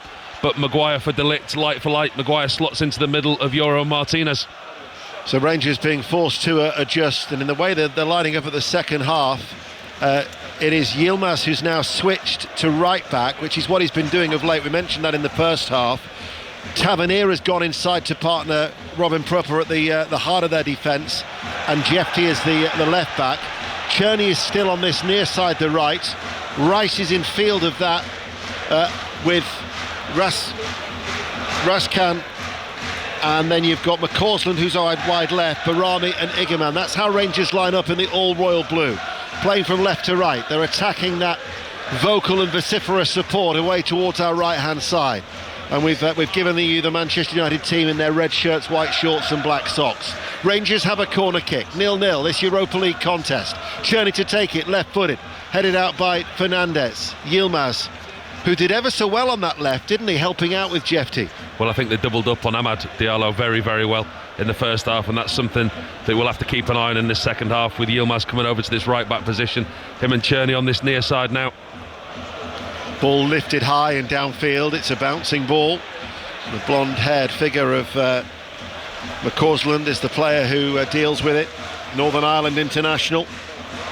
Made his first start since the end of October against Freisberg at the weekend. The part-timers from the north of Scotland in that 5-0 victory in the Scottish Cup, as Manchester United, attacking the Stretford end, have a throw just shy of the halfway line here on BBC Radio 5 Live, and also available on the BBC Sounds app. Not a great deal of movement for Dallo. Gets it back from the little layoff by Martinez, who then tells him to go back to Harry Maguire. Maguire, who's that central figure of that back three for Manchester United, right-footed, passes the ball to Yoro and then gets it back. But it's a steady pace by Manchester United. Maguire, long searching ball off the chest of Ahmed. Links up now with Eriksson, with pace, accelerates. Right corner of the area, looks for Eriksson. Right-hand side of the penalty area, low ball in. Cut out very well by Tavernier, behind for a corner kick, 0-0. Does well there, Tavernier. Just covers in front of his goalkeeper again. It's the right-hand side, where we did wonder whether Ahmed will get a little bit more joy now that he's not getting doubled up on. Plays a 1-2, Christian Eriksen slips him in down the right-hand side. Tavernier just comes across and makes the block in front of his goalkeeper. Concedes a corner. 3 minutes into the second half, Manchester United have a corner kick. The shoulders go up and then they drop as Ahmed delivers the ball. It's an in-swinger. It's a good header away by Igerman, actually on the goal line at the far post, doing his defensive duties well, the Moroccan striker. Czerny tries to get away from Garnacho. He wriggles free. Czerny now, Garnacho snaps back at him. Referee has to sidestep out of the way as Czerny plays it out towards that far side, the Rangers left. And all of a sudden, Jeff T with the cross, away from goal, and then coming onto it actually was the substitute Bailey Rice. And he hit it left-footed on the half volley, but couldn't get over it, and it went into the supporters behind that goal of Bayindir away towards our right. 0-0. It's a lovely sweeping move by Rangers. All comes from them defending their own corner kick away to our left-hand side. And it was a brilliant header from Igerman. In swinging corner by Ahmad. It looked like he was going for goal. It was going to drop under the crossbar at the far post. Igerman somehow heads it clear, and they go down the other end of the pitch, Rangers. And in 2 or 3 passes, the ball gets cut back to the edge of the box to Bailey Rice on the half volley. Takes it on the side foot, leaning back too much, up and over the goal. But again, Rangers from one end to the other, 2 or 3 passes, very quick sweeping forward movement. Worth reiterating that Rangers are far up from full strength. And this is an 18-year-old Bailey Rice making just his 6th appearance for the club. What a moment that would have been to have scored at Old Trafford, as here he is on the ball now with his short cropped dark hair running forward. Gets away from Dallo, out towards Czerny. Czerny cuts in off that right touchline, continues to cut inside and shoots left-footed, and Bayindir makes the save at his near left-hand post, but he had his body behind the ball and it was a comfortable save. 0-0. They're certainly growing in confidence, Rangers. Czerny on this right-hand side, cuts in on his left foot, the space just opens up for him. Everybody drops off him, nobody goes to close him down. Collier, I think it is in the end, goes to close him down. It's a decent shot, low to Bayindir's left. Doesn't trouble the goalkeeper, but it's another attempt on target for Rangers. And not surprised that they'll be gaining in confidence. They've had some very good results on their travels in Europe this season. They've won away at Malmo. They've got a good draw at Olympiacos, winning away at Nice by 4-1 as well.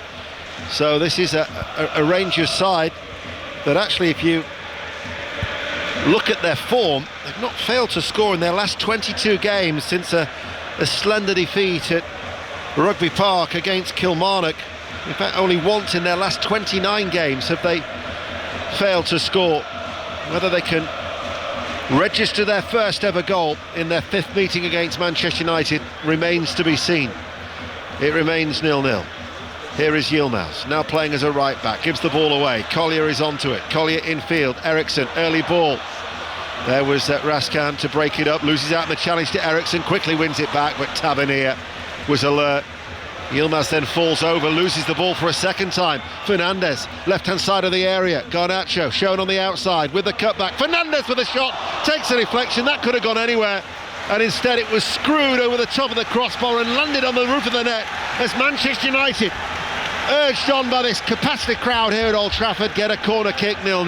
That literally could have gone anywhere off Robin Proper. It was cut back by Garnacho. Garnacho, lovely little piece of play down the left-hand side, gets to the bar and he looks up and he picks out Bruno Fernandes 10 yards out on the side foot. It's looking like it's heading for the far right-hand corner, in between Robin Proper's legs, up and over the bar. Could have gone anywhere. Eriksson to take the corner kick in front of the Stretford end. Butland hasn't got there, and the ball has ended up in the back of the net. It was a complete hash of that, and it's gone right in. They've gone straight across to take the corner kick from Eriksson, because it actually has come off a fist of Jack Butland, who slams his hands in frustration. What an unhappy return to Old Trafford. Eriksson will claim the assist, but it's a Butland own goal as Manchester United lead by a goal to nil. Yeah, he's made a real mess of that one, Jack Butland, the Rangers goalkeeper. For as good as he was in the first half, he certainly won't want to be seeing that one back again. It was just a simple in-swinging corner by Christian Eriksen. It's a packed 6-yard box. Again, the red shirts pile up at the far post, make the way to the near post. Butland makes the decision to come, and he punches the ball, but he punches the underneath of the ball. He punches the ball with backspin, and he punches it over his own head into his own net. It's a really poor punch by Jack Butland. He has the confidence and the conviction to come for the ball, but his contact with the ball isn't there. His contact's underneath the ball. His knuckles skim the bottom of the ball, which puts backspin on the ball. It goes over his head and drops into his own goal. Well, you've got to feel for him, because that's just one of those mistakes that you cannot legislate for. It's just the contact on the ball. He's made the decision to come. He's made the decision to come over the top of the defenders, the strikers. Just at the last minute, the contact with the ball. It's underneath the ball, not in the middle of the ball. And the ball contact puts backspin on it, and it loops up and over his own head. A really unfortunate one for Jack Butland. Manchester United then are ahead. And all those statistics about in the Premier League when they've conceded on 8 occasions in the last 9 games in the English top flight. That opening goal can be put to bed. That familiar feeling not happening here in Europe. Instead, they're looking to extend their unbeaten run in the Europa League as well. Here is Fernandes. Fernandes chips the ball through. Ahmed with a flick. Acrobatic finish, couldn't keep it down. 6 yards out, over the top, goal kick. Manchester United still lead by a goal to nil. Yeah, playing better Manchester United. Lovely little interchange. Dalot this time into infield, into Fernandes. Probably too much of a straight pass into Ahmad. Would have been offside. Can't quite bring the ball under control. It's bouncing. He tries the little overhead kick up and over the bar. The assistant on the far side has got the flag up for offside. He was well offside looking at the replay. But again, Manchester United just looking a little bit more confident since that goal's gone in. And certainly the Manchester United fans have found their voices as well. It's much more of a deafening atmosphere being generated by the home support. For the first time, I think, tonight, I actually can hardly hear the Rangers fans to our right, with the exception of that beating drum that they brought down from Scotland, as Manchester United are going to make a change. They've actually only got 7 outfield players named as substitutes, and Malacia is going to be coming on. A rare run out for him, as he will be coming onto the field of play. And the player who is going off is going to be Lenny Yoro. Yeah, changed by Ruben Amorim there. Just looking at the whether it's going to change any shape. He sits in there, well, on the left of the 3. It's looking like Malacia. Dalot on the right-hand side, Maguire in the middle, Martinez to the left of Maguire, and Malacia on this left-hand side. So he looks like he's going to drop into, is it the left-hand side, the left wing-back position, or the left of the 3? No, he's going to play the left of the 3, isn't he, Malacia? Yeah. So Rangers trail coming forward. Yilmaz is not in full control of the ball. It wouldn't run with him. He had to stop, check back on the halfway line.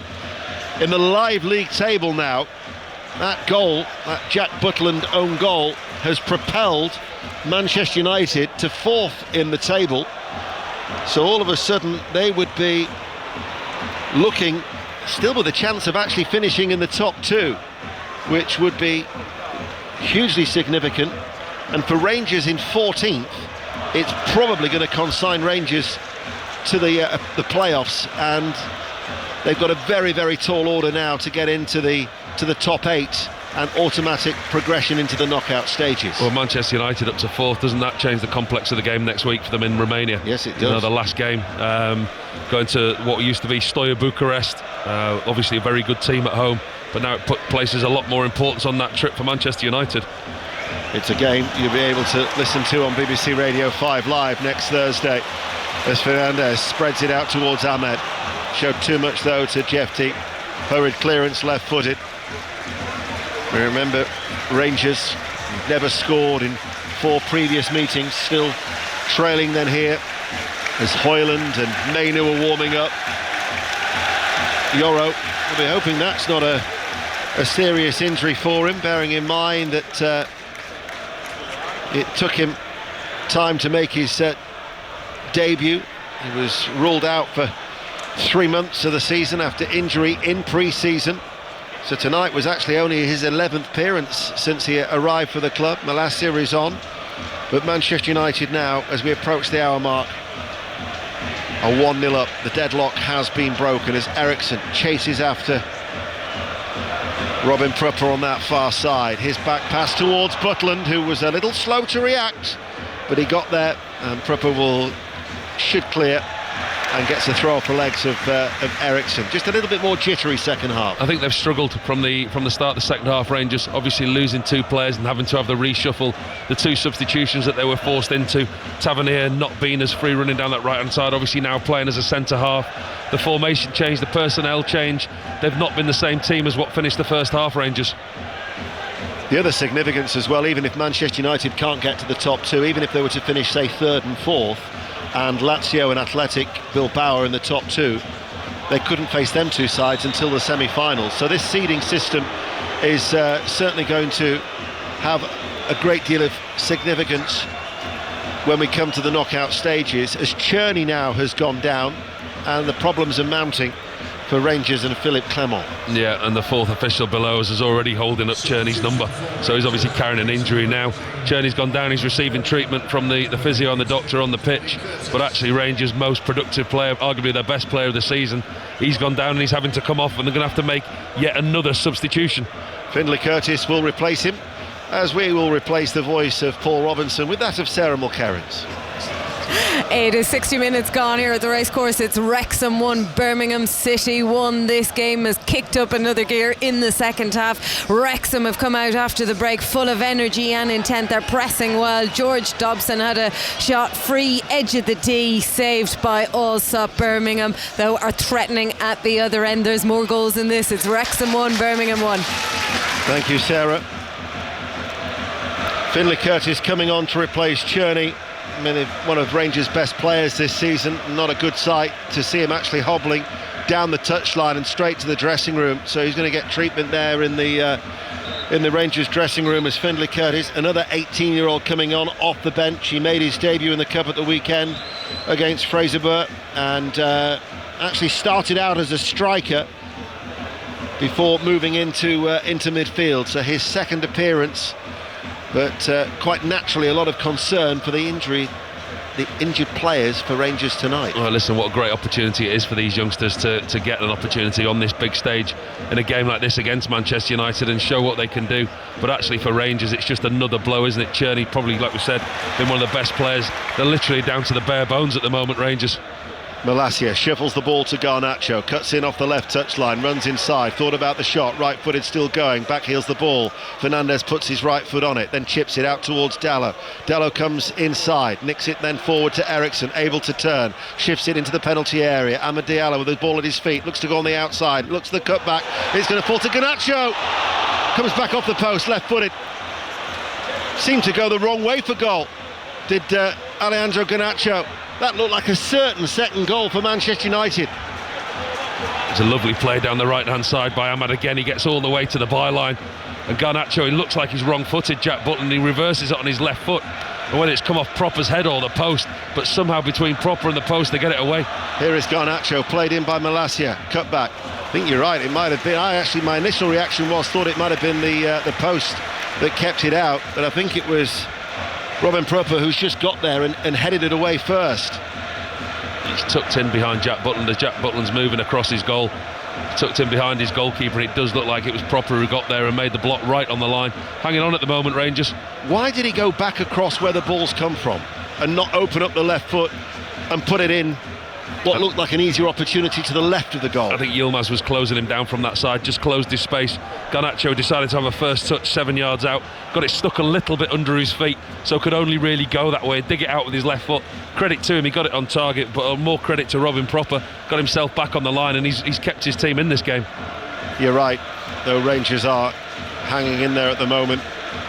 Manchester United supporters sense it as well, the incessant chanting from the Stretford end. 62 minutes in, BBC Radio 5 Live. Whilst we hand to Tony Livesey at 10 o'clock tonight, there will be reflections and reaction from this day of Europa League, the penultimate day of this league phase in the Europa League, on the 5 Live Football Daily feed. And tomorrow there will be the latest episode of the Commentator's View as well, which will be recorded in the morning to set you up ahead of our weekend coverage that will start at Molineux from 3 o'clock. Wolves Arsenal, Manchester City Chelsea, and then on Sunday Spurs Leicester at 2, Palace Brentford on Sports Extra, and Aston Villa against West Ham United will be the 4:30 commentary. So a lot of live football to look forward to over the weekend, as there has been this midweek in Europe, and will continue next week for the final concluding set of games in the league phase of the Champions League on Wednesday and Europa League on Thursday. Manchester United, who lead by a goal to nil. Eriksen has a free kick, right-footed, Butland stretching for that, and off his outstretched left hand it will run away off the knuckles of that hand and go behind for a corner kick. Do you know what? Fair play to Jack Butland. That's possibly one that he maybe shouldn't have come for. Comes out, makes a brave decision after just what's happened to him, punching at his own net, gets there before defenders and attackers, gets a clean fist on it and punches it away. That'll put some of the doubts to bed. Manchester United looking to build on the lead that they have. Diallo to take the corner kick on that far side, the right. Hits it, it's an in-swinger. Rangers will try and break with McCausland. And then there was a foul in the midfield, and that will be Rangers free kick. But there's a Manchester United player who's currently down, and at the minute, because of Tavernier, it's Eriksen who's down. He was partly seated for a moment. Yeah, I think it was the coming together in the challenge, but he conceded the free kick. I think he just collided with a stray boot on his way down. He's okay, he's up. Was it Ross McCausland brought him down, and as the two pair came together, McCausland brought his right boot down, but his right boot came down, and as it came down the side of Christian Eriksen's face. 64 minutes in. Rangers looking just to remain in the tie, and then maybe, who knows, what they can muster at the other end. But they haven't troubled Manchester United as of yet in this second half. And we've been playing now for 64 minutes as Eriksen plays it back. And with the injuries that Rangers have had to change, double change at half-time, they've then since lost Cherney as well. A little bit bedraggled at this stage are Rangers as Martinez comes forward over the halfway line. Ahmad continues to provide the width on that right. Instead they go to Garnacho, who then slips. Well, I thought he'd slipped. Was that a foul? I think he has slipped, but the referee stopped the game because Garnacho gave out a yelp of pain, but I don't think there was anybody around him. Martinez plays the ball into him, running up against his defender, and he does inadvertently, he just slips. Legs completely akimbo, slips with his right ankle, goes to ground, and the referee's given a free kick, much to everyone's amazement. I don't think he was touched there, Garnacho, was he? No. So they have got a free kick, near side the left, 25 yards out from goal, about a foot in from the touchline, in front of the main stand as Manchester United play from right to left as we look. They lead by a goal to nil. We're approaching the midway point of the second half. Eriksen curls this in. Maguire coming in at the far post, downward header, wide. Should have been 2-0, didn't hit the target. Oh, he's got to score. He has got to score, Harry Maguire. That is a wonderful free kick by Christian Eriksen. Almost on this near touchline, flighted in, almost inch perfectly, 6 yards out. Curling in, Harry Maguire doesn't quite get a connection on it. Completely free header at the far post, doesn't get a connection. It glances across his forehead, goes wide of the far post. There would be a question whether he was offside or not. There looked to be a few Manchester United players offside, but he didn't know that at the time. He should have scored, Harry Maguire. That should have gone in the back of the net for Manchester United. This game should be put to bed by Manchester United, but it's not. They still lead, but they are looking like the side who will score again. Ahmad comes on the inside, breaks towards Eriksen, chips it in over the head of Xerxes, headed out by Tavernier, now playing as a central defender, Malacia.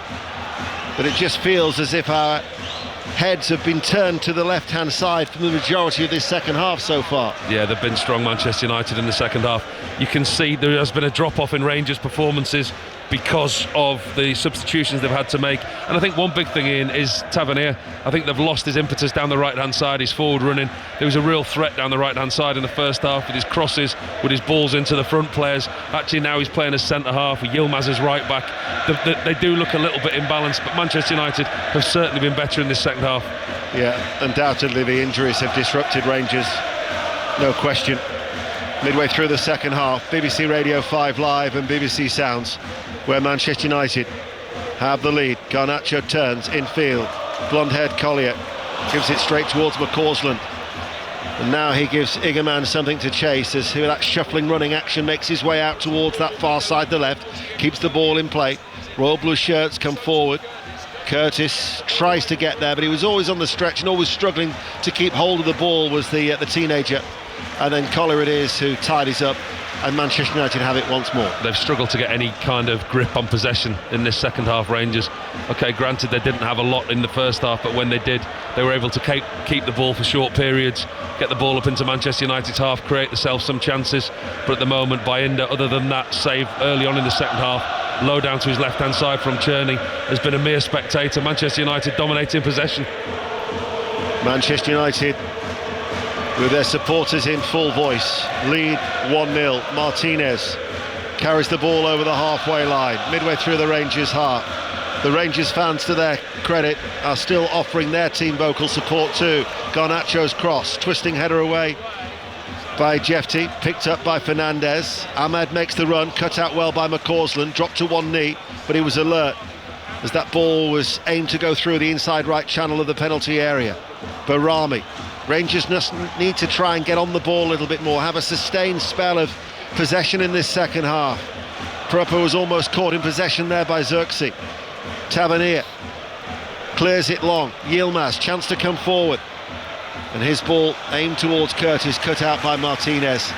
They just look a little lightweight now going forward, Rangers. They do, and with Yilmaz on his right-hand side, I know he's filled in many times before, but not naturally a right footer. Tavernier is forward as he carries the ball out of defence. Curtis now has it on this near side. He waits. Dessers is going to be coming on, the striker. Here is Rice, left-footed cross into the penalty area. Causland will only head it tamely in towards Bayinda. So we talk about that lightweight attack. Cyril Dessers, the Nigerian international, will be coming on. Can often be a frustrating figure for Rangers supporters. He can often miss more than he can score, but they need to try and pep up that attack as they look for an equaliser. Yeah, I think there's talk of him potentially moving on in this window if Rangers are to maybe restructure. There's a lot of value in Dessers. I think he's got a good reputation. Not long ago was the Eredivisie Golden Boot winner, I think. And I think there's clubs around Europe that are looking quite fondly at him. Falling behind Igerman and Danilo at times in this Rangers lineup. But again, he's not letting him affect him. He comes off the bench and he does a really good job, gets his goals. 22 goals last season, 16 this. His start at the weekend in the Cup was only his second start in the last 15 games.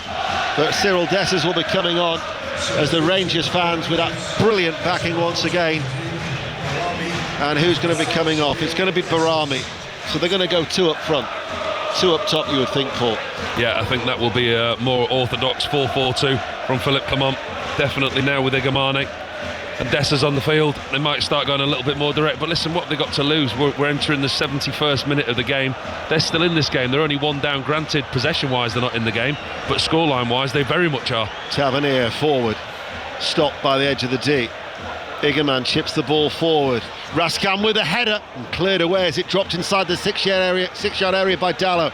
Break on for Manchester United, shows too much of it and stopped by Rice, and then his heavy touch goes all the way through to Bayinda as we'll go to Wrexham and Sarah Mulkerrins.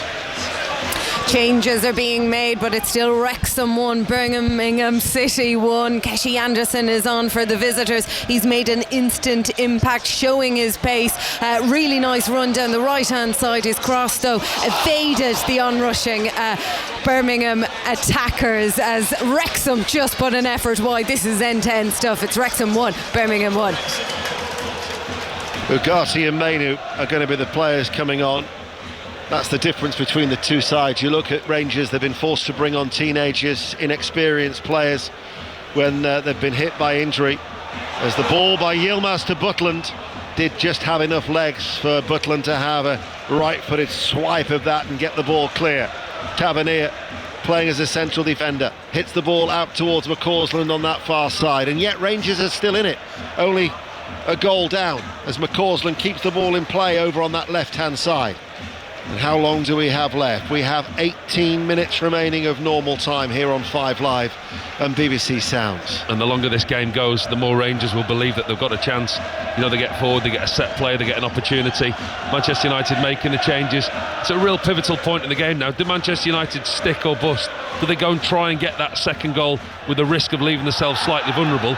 Or do they shut up shop and believe that they can get to the final whistle and secure a 1-0 win? But as I say, the longer it stays 1-0, Rangers are always in this game. I thought maybe that Yilmaz had been fouled for a push from behind by Malacia, but as it is, it went out for a throw. So, young Toby Collier, after his European debut, it's lasted just over 70 minutes. He's going to come off, Ugarte will come on, and then the other change is going to be Kobbie Mainoo coming on. And as Kobbie Mainoo comes on, it'll be Christian Eriksen who departs. Very much like-for-like substitutions there. Eriksen off, Ugarte on, Collier off, Mainoo on. Freshening it up a little bit, Ruben Amorim. We know that he's not going to change system, only personnel, so system will stay the same, and he'll be looking for his side to get the cushion of that second goal, if not see this game out.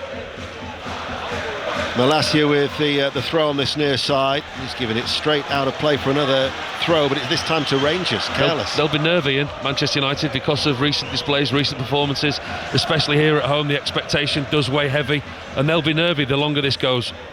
Here is Igerman, right-hand side of the penalty area, holds off the challenge of Mainoo, who still snaps away. Igerman does well to try and wriggle free, works over the cross into the penalty area, comes towards Yeti, who shoots left-footed, but it was straight at by Inder. 1-0 to Manchester United. Yeah, good belief again by Igerman down this right-hand side, shows strength, shows power to hold off Mainoo, gets the cross into the box, it goes across everybody, ends up with Jeffy 12 yards out on the edge of the box, hits a strike on the half volley, dropped harmlessly in front of Bayenda, bounces into his arms, but you know, Rangers now just creeping into this. Yeah, and we'll see how it affects the atmosphere as well, with 16 minutes remaining. Manchester United, who've had the chances in the second half to have had a much larger lead than the one goal that they currently have, but those chances were squandered, not taken. As Dalot, his forward ball, stopped by McCausland, up in the air it goes. Prupper then gets a foot into the challenge, falls to Igerman. Igerman has Dessers with him, and coming onto that was Curtis, but his left-footed shot was a weak one. Didn't strike it cleanly enough, and Bayenda with a comfortable save. No, but again, we're looking to our right-hand side. Rangers with the two up top now. They're setting the press high with Igerman and Dessers there. You can see they're clearly playing a 4-4-2 formation, getting the ball forward as often as they can. And once again, the noise inside Old Trafford, it's dropped. You know, they're like the fans, we've been here before. It's not going to happen again, surely. Yeah, they not really had much to cheer about of late. Just one win in their last 8 games since mid-December. And Rangers now are probably having their best spell of the second half. Ball forward. Dessers is after it, and with his pace he gets there. He's having a bit of a tussle with Maguire, but Maguire shows his strength and safely manages the ball behind for a goal kick. Well, he's running a tight line there. Maguire could quite easily give away a penalty. Dessers gives him 5-yard start, but he still gets there in front of Harry Maguire. Dessers puts his body in between ball and man. Maguire kind of manhandles him on his way out, puts the ball out for a corner, sees it out, but Dessers is going to be a problem. Running on the shoulder of Maguire like that, looking for the ball down the side. The pace that they've both got, these two front men now, could be a problem for Harry Maguire. Looks like Rangers will be having to deal with the playoffs in the Europa League. Manchester United, though, meanwhile, looking good for a place in the last 16 and avoiding those playoffs, with 14 minutes remaining, with a scoreline of Manchester United 1, Rangers 0. As Bayenda, in his all goalkeeping green outfit, away towards our right, plays it to Martinez. Malacia stays forward, gets away from young Curtis, infield, Ugarte closed down by Raskan. Maguire again was alert, got there before Dessers could. Here is Ugarte once again.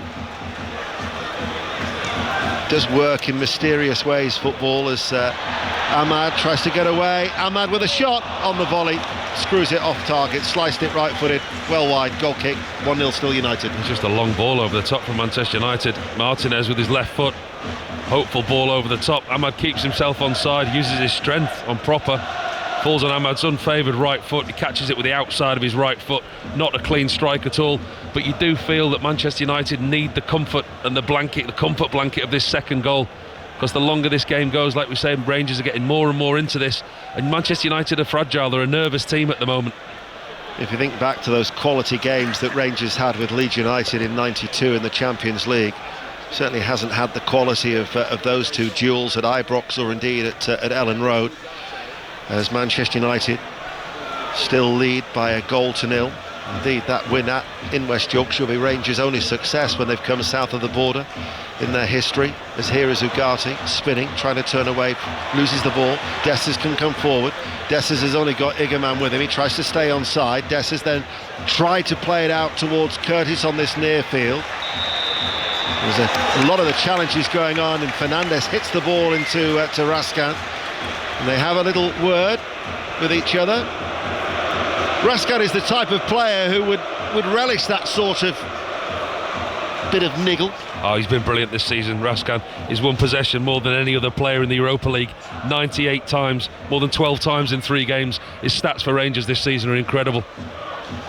Since coming into the side in October, he's certainly been one of their best players. Signed him from Standard Liège 2 years ago.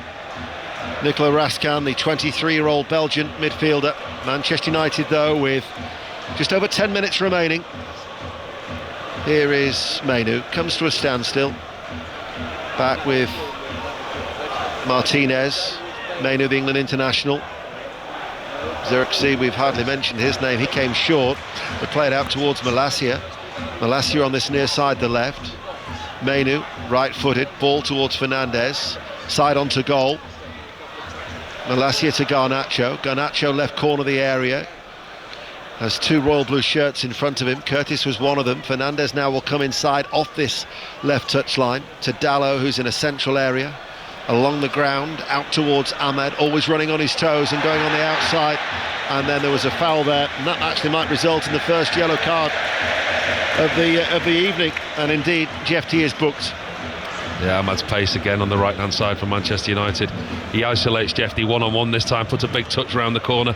Jefty's quite clever, he just stands in the way. He knows that he's not going to catch Ahmad, takes a booking, concedes a free kick in a dangerous area. One for Manchester United to deliver into the box. And actually, when you think about it, Ian, the possession that Manchester United have had in this game and in this second half, they've not really forced any saves from Jack Butland other than the goal. Proper's cleared one off the line, but actually for the dominance with possession, again, it's probably been a slightly lacklustre performance in the final third. Yeah, well, they got a free kick. And this, with 10 minutes remaining, if they could get the second goal, would really put it to bed. Fernandes, the captain, stands over it, right corner of the area, playing from right to left. Rangers have got every royal blue shirt back inside the area. Fernandes, flat ball in, good save by Butland. It was Xerxes who hit it goalwards, and Butland with a reflex save, diving back down towards his near left-hand post, turned it behind for a corner. Really is a good save by Jack Butland. Fantastic reflex save, great delivery in. Header at the near post, and Butland diving away to his left. It's Ugarte who dives full length at the near post. It's headed that quickly, the ball's behind Butland. Butland dives backwards and he's still able to get it round the post. Really good save, Jack Butland. Corner kick to Manchester United. The angle that we had looked like it was going to be an outstretched right leg of Xerxes, but it was the diving header by Ugarte. Butland made the save. Corner kick for Manchester United. They go deep towards the far post. Headed away by Igerman. Referee has spotted an infringement, and that will be a free kick. You know, many a time we've sat here with the great late Jimmy Armfield at this commentary position for BBC Radio 5 Live here, and yesterday marked 7 years since he passed away. A true legend, a true gent, and so to Duncan and the rest of the family, he's still missed. as Xerxes comes off the field of play, and Hoyland comes on to replace him with some 8 minutes remaining. Just can't decide, Amarin Cavani, between Hoyland and Xerxes. When either of them start, neither really put their hand up and say, pick me every week. And Xerxes today, I mean, the lack of times that we've put his name into commentary and we spoke about him shows the lack of involvement that he's had in the game today. I think he's been poor tonight, Joshua Xerxes. He hasn't really got himself involved in any way. 9 without a goal for Rasmus Højlund since he scored against Victoria Pilsen in this competition in mid-December. Manchester United with 8 minutes remaining, leading 1-0. Malacia waiting to take the throw.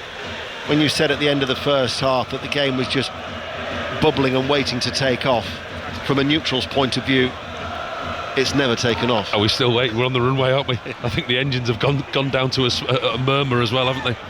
Ball played forward. Dessers could be onto this. Dessers lifts the ball goalwards and comes back off the base of the right-hand post. And Rangers cannot come any closer to their first goal against Manchester United. Oh, it's better again from Rangers down this right-hand side. Lovely little bit of play, lifted over the top into the path of Dessers. It's Bailey Rice on his left foot, plays it into the path of Dessers. Bayindir comes running out, Dessers lifts it over him. Everyone's expecting to see the net bulge, and it hits the outside of the post and falls the wrong way for those of a blue persuasion. It's a lovely ball from Bailey Rice over the top to Dessers. He may have been offside, would have had a VAR check. Bayindir comes running out, lifts it over the top of him, and it hits the outside of the post and goes harmlessly wide for a goal kick. Those frailties for Manchester United were exposed. I think you're right. I think it might well have been ruled out for offside. They haven't kept a clean sheet in their last 12 of Manchester United, and only one clean sheet in their last 15. But it's certainly fired up the travelling support away towards our right. 6 minutes remaining of normal time. Butland plays it out of defence. Tavernier closed down by Garnacho. And it will be a Rangers throw deep inside their own half, which Yilmaz, I think, was trying to advance and being a little cheeky down the touchline on this near side. A little bit of respite though for Ruben Amorim. Yeah, you'd think now that Rangers, any opportunities that they're going to get, they're going to have to go longer. The clock isn't on their side, but the opportunity there by Dessers will give them that little bit of belief. Here is Fernandes, 30 yards out from goal, central position. Manchester United now attacking on the right. Ahmad comes in field, plays it towards Mainu. To Fernandes, right side of the penalty area. Fernandes with a cut back, might reach Mainu. No, it won't. Just touched away by the youngster. Bailey Rice out of play. It will go for a Manchester United throw on the right.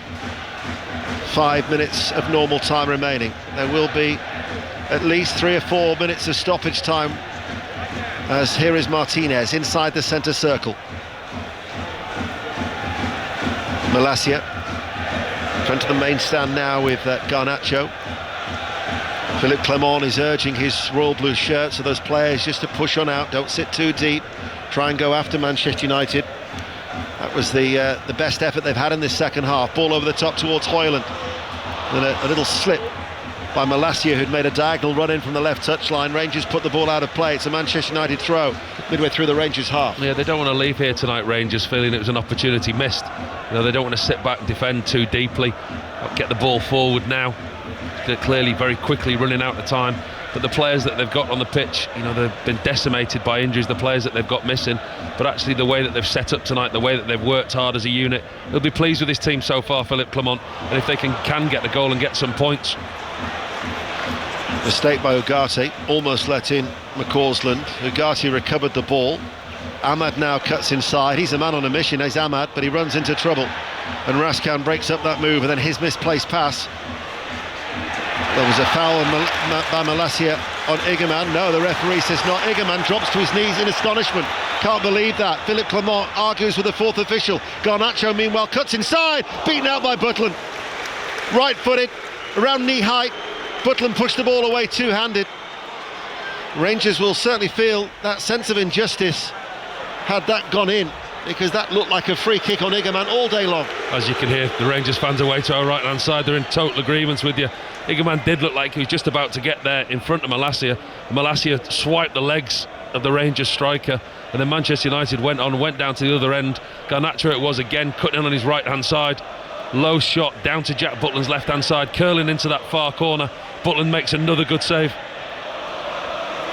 If Rangers do not score, we will never find out how many of them are dotted, their supporters dotted elsewhere around the country, around the ground rather, here at Old Trafford tonight. Many, I'm sure, are incognito.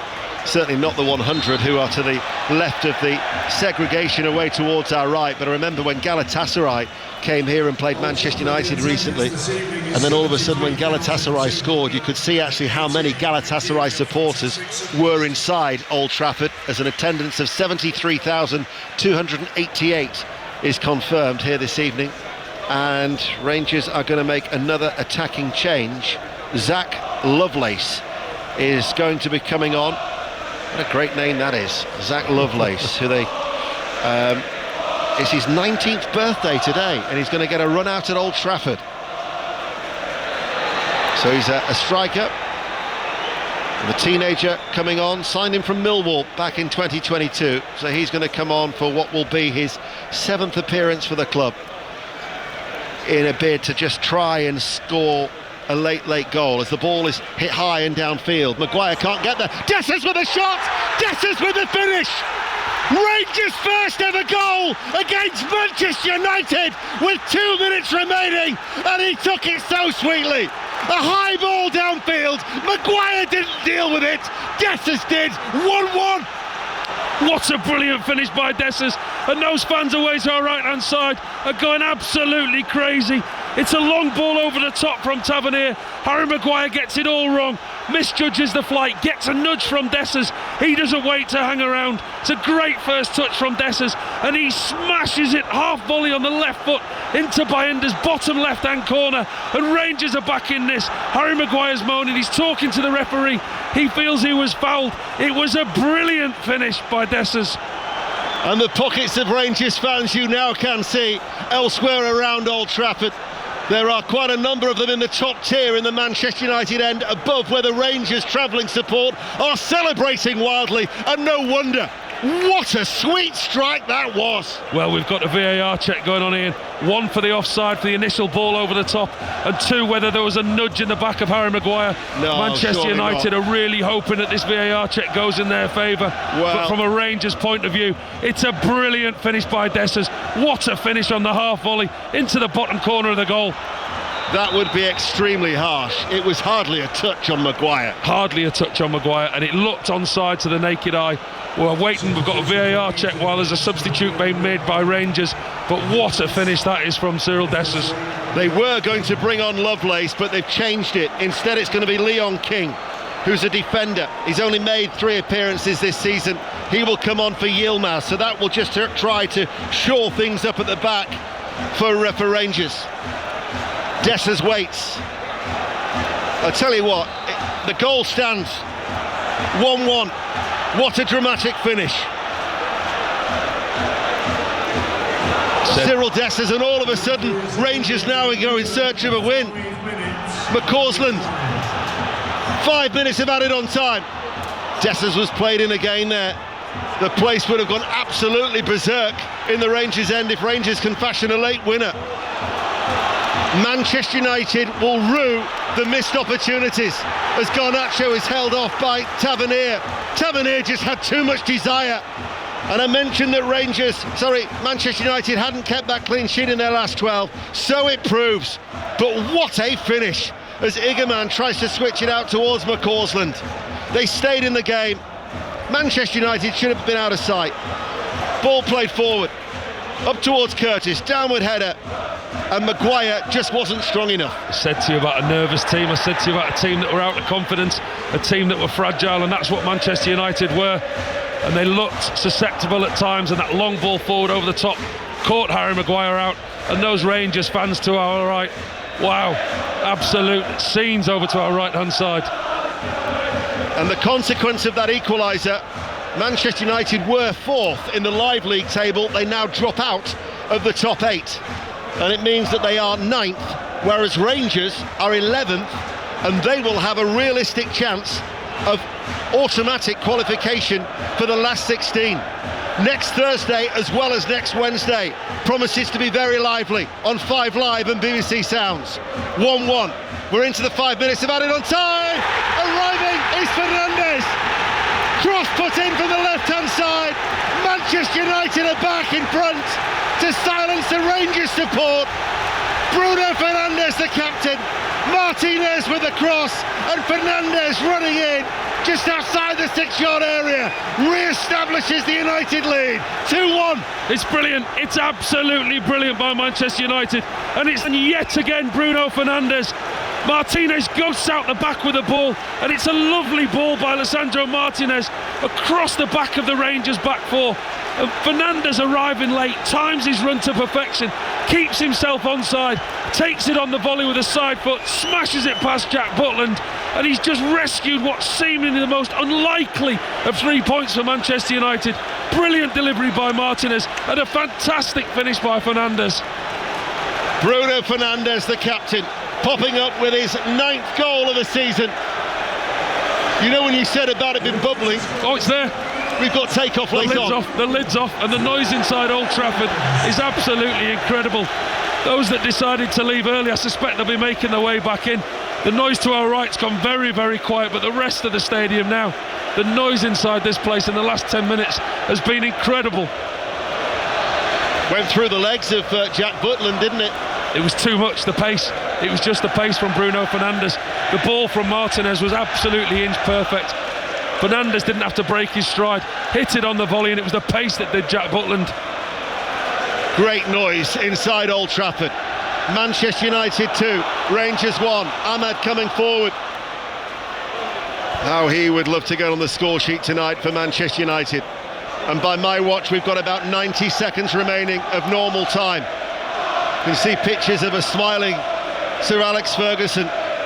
What was that expression about football, bloody football? Martinez midway through his own half, and Maguire will be feeling a little relieved as well. Malacia near side, down the line, headed forward for Rangers, picked up by Mainu, and then Ugarte spreads it out. This is the loudest that Old Trafford's been all night by the home support. All season, by the way. Ahmed coming forward now. Ahmed coming, just couldn't get the shot away. Stopped by Raskin. Raskin had his shirt pulled. Referee went to blow his whistle. It will be a free kick, even though McCausland had picked it up. They never had time to establish themselves after that equaliser, Rangers. That's one thing you say about these Manchester United supporters. They've never left the side of this team the whole season. Through the results, through the poor results, they've stuck by the side, and they're getting some just reward tonight. But as we always say, you're at your most susceptible when you've just scored. Point proven. The last 30 seconds remaining. Manchester United have got a free kick. Højlund was fouled inside the centre circle. As the line of stewards and police now are visible, certainly in that end away towards our right-hand side. Manchester United, just when it looked like they'd squandered the lead and they were going to throw away the 3 points, and they'd slip from 4th to 9th as Ahmed cuts in now into the penalty area. Ahmed still going, couldn't get the shot away. It means they're back 4th once more and looking maybe to finish as the top 2 seeds. They will have Eintracht Frankfurt in their sights. Lazio they cannot catch, the league leaders, but they could certainly maybe overhaul Athletic Bilbao or Eintracht Frankfurt. Nevertheless, automatic qualification looks theirs for the last 16. Unless something dramatic even happens even more, as Curtis stepping out of defence with Maguire. By my watch, the 5 minutes are up. When the referee, the Belgian official, blows his whistle, you will know with the loud cheers that Manchester United have extended their unbeaten run in the Europa League this season. As Rice hits a ball forward, Dessers tried to roll away from Martinez. He was too strong for him. Fernandes says, I'm in control of this, calm down, keeps hold of the ball, runs into the centre circle and holds onto it, the Manchester United captain. The winning goal, the decisive goal, as Manchester United lead 2-1 here on 5 Live. 6 minutes of injury time have now been played. Manchester United leaving their domestic troubles behind them here in the Europa League. As the ball is played towards Fernandes, he came to a standstill, he now runs forward, holds off Raskin, And there is the full-time whistle. Manchester United remain unbeaten in the Europa League. And just when it seemed that Cyril Dessert, who'd earlier hit the post for Rangers, had salvaged a last-gasp equaliser, Bruno Fernandes running in with an injury-time winner. They've beaten Rangers 2-1. Paul Robinson. Well, that was worth coming, wasn't it? I think we had a very average first half, but the second half was a really good game. Listen, it's not Manchester United in top gear, but I think the big important thing for Manchester United at the moment is results. It's not how you get in results. Performances are important, but for them it's results. You know, they've got to climb up the table, progress in Europe. I think a draw tonight, given the amount of possession that they had, the dominance that they had in the game, if they hadn't got all 3 points tonight, there'd have been more questions asked. Actually, the way that Cyril Dessers took his goal was incredible. The Rangers fans erupted to our right. They thought they'd got the most unlikeliest of points, a complete smash and grab. But then Bruno Fernandes was there again. Again, not a brilliant performance by Manchester United, but result all important. And it's finished here at Old Trafford. Manchester United 2, Rangers 1. Steve.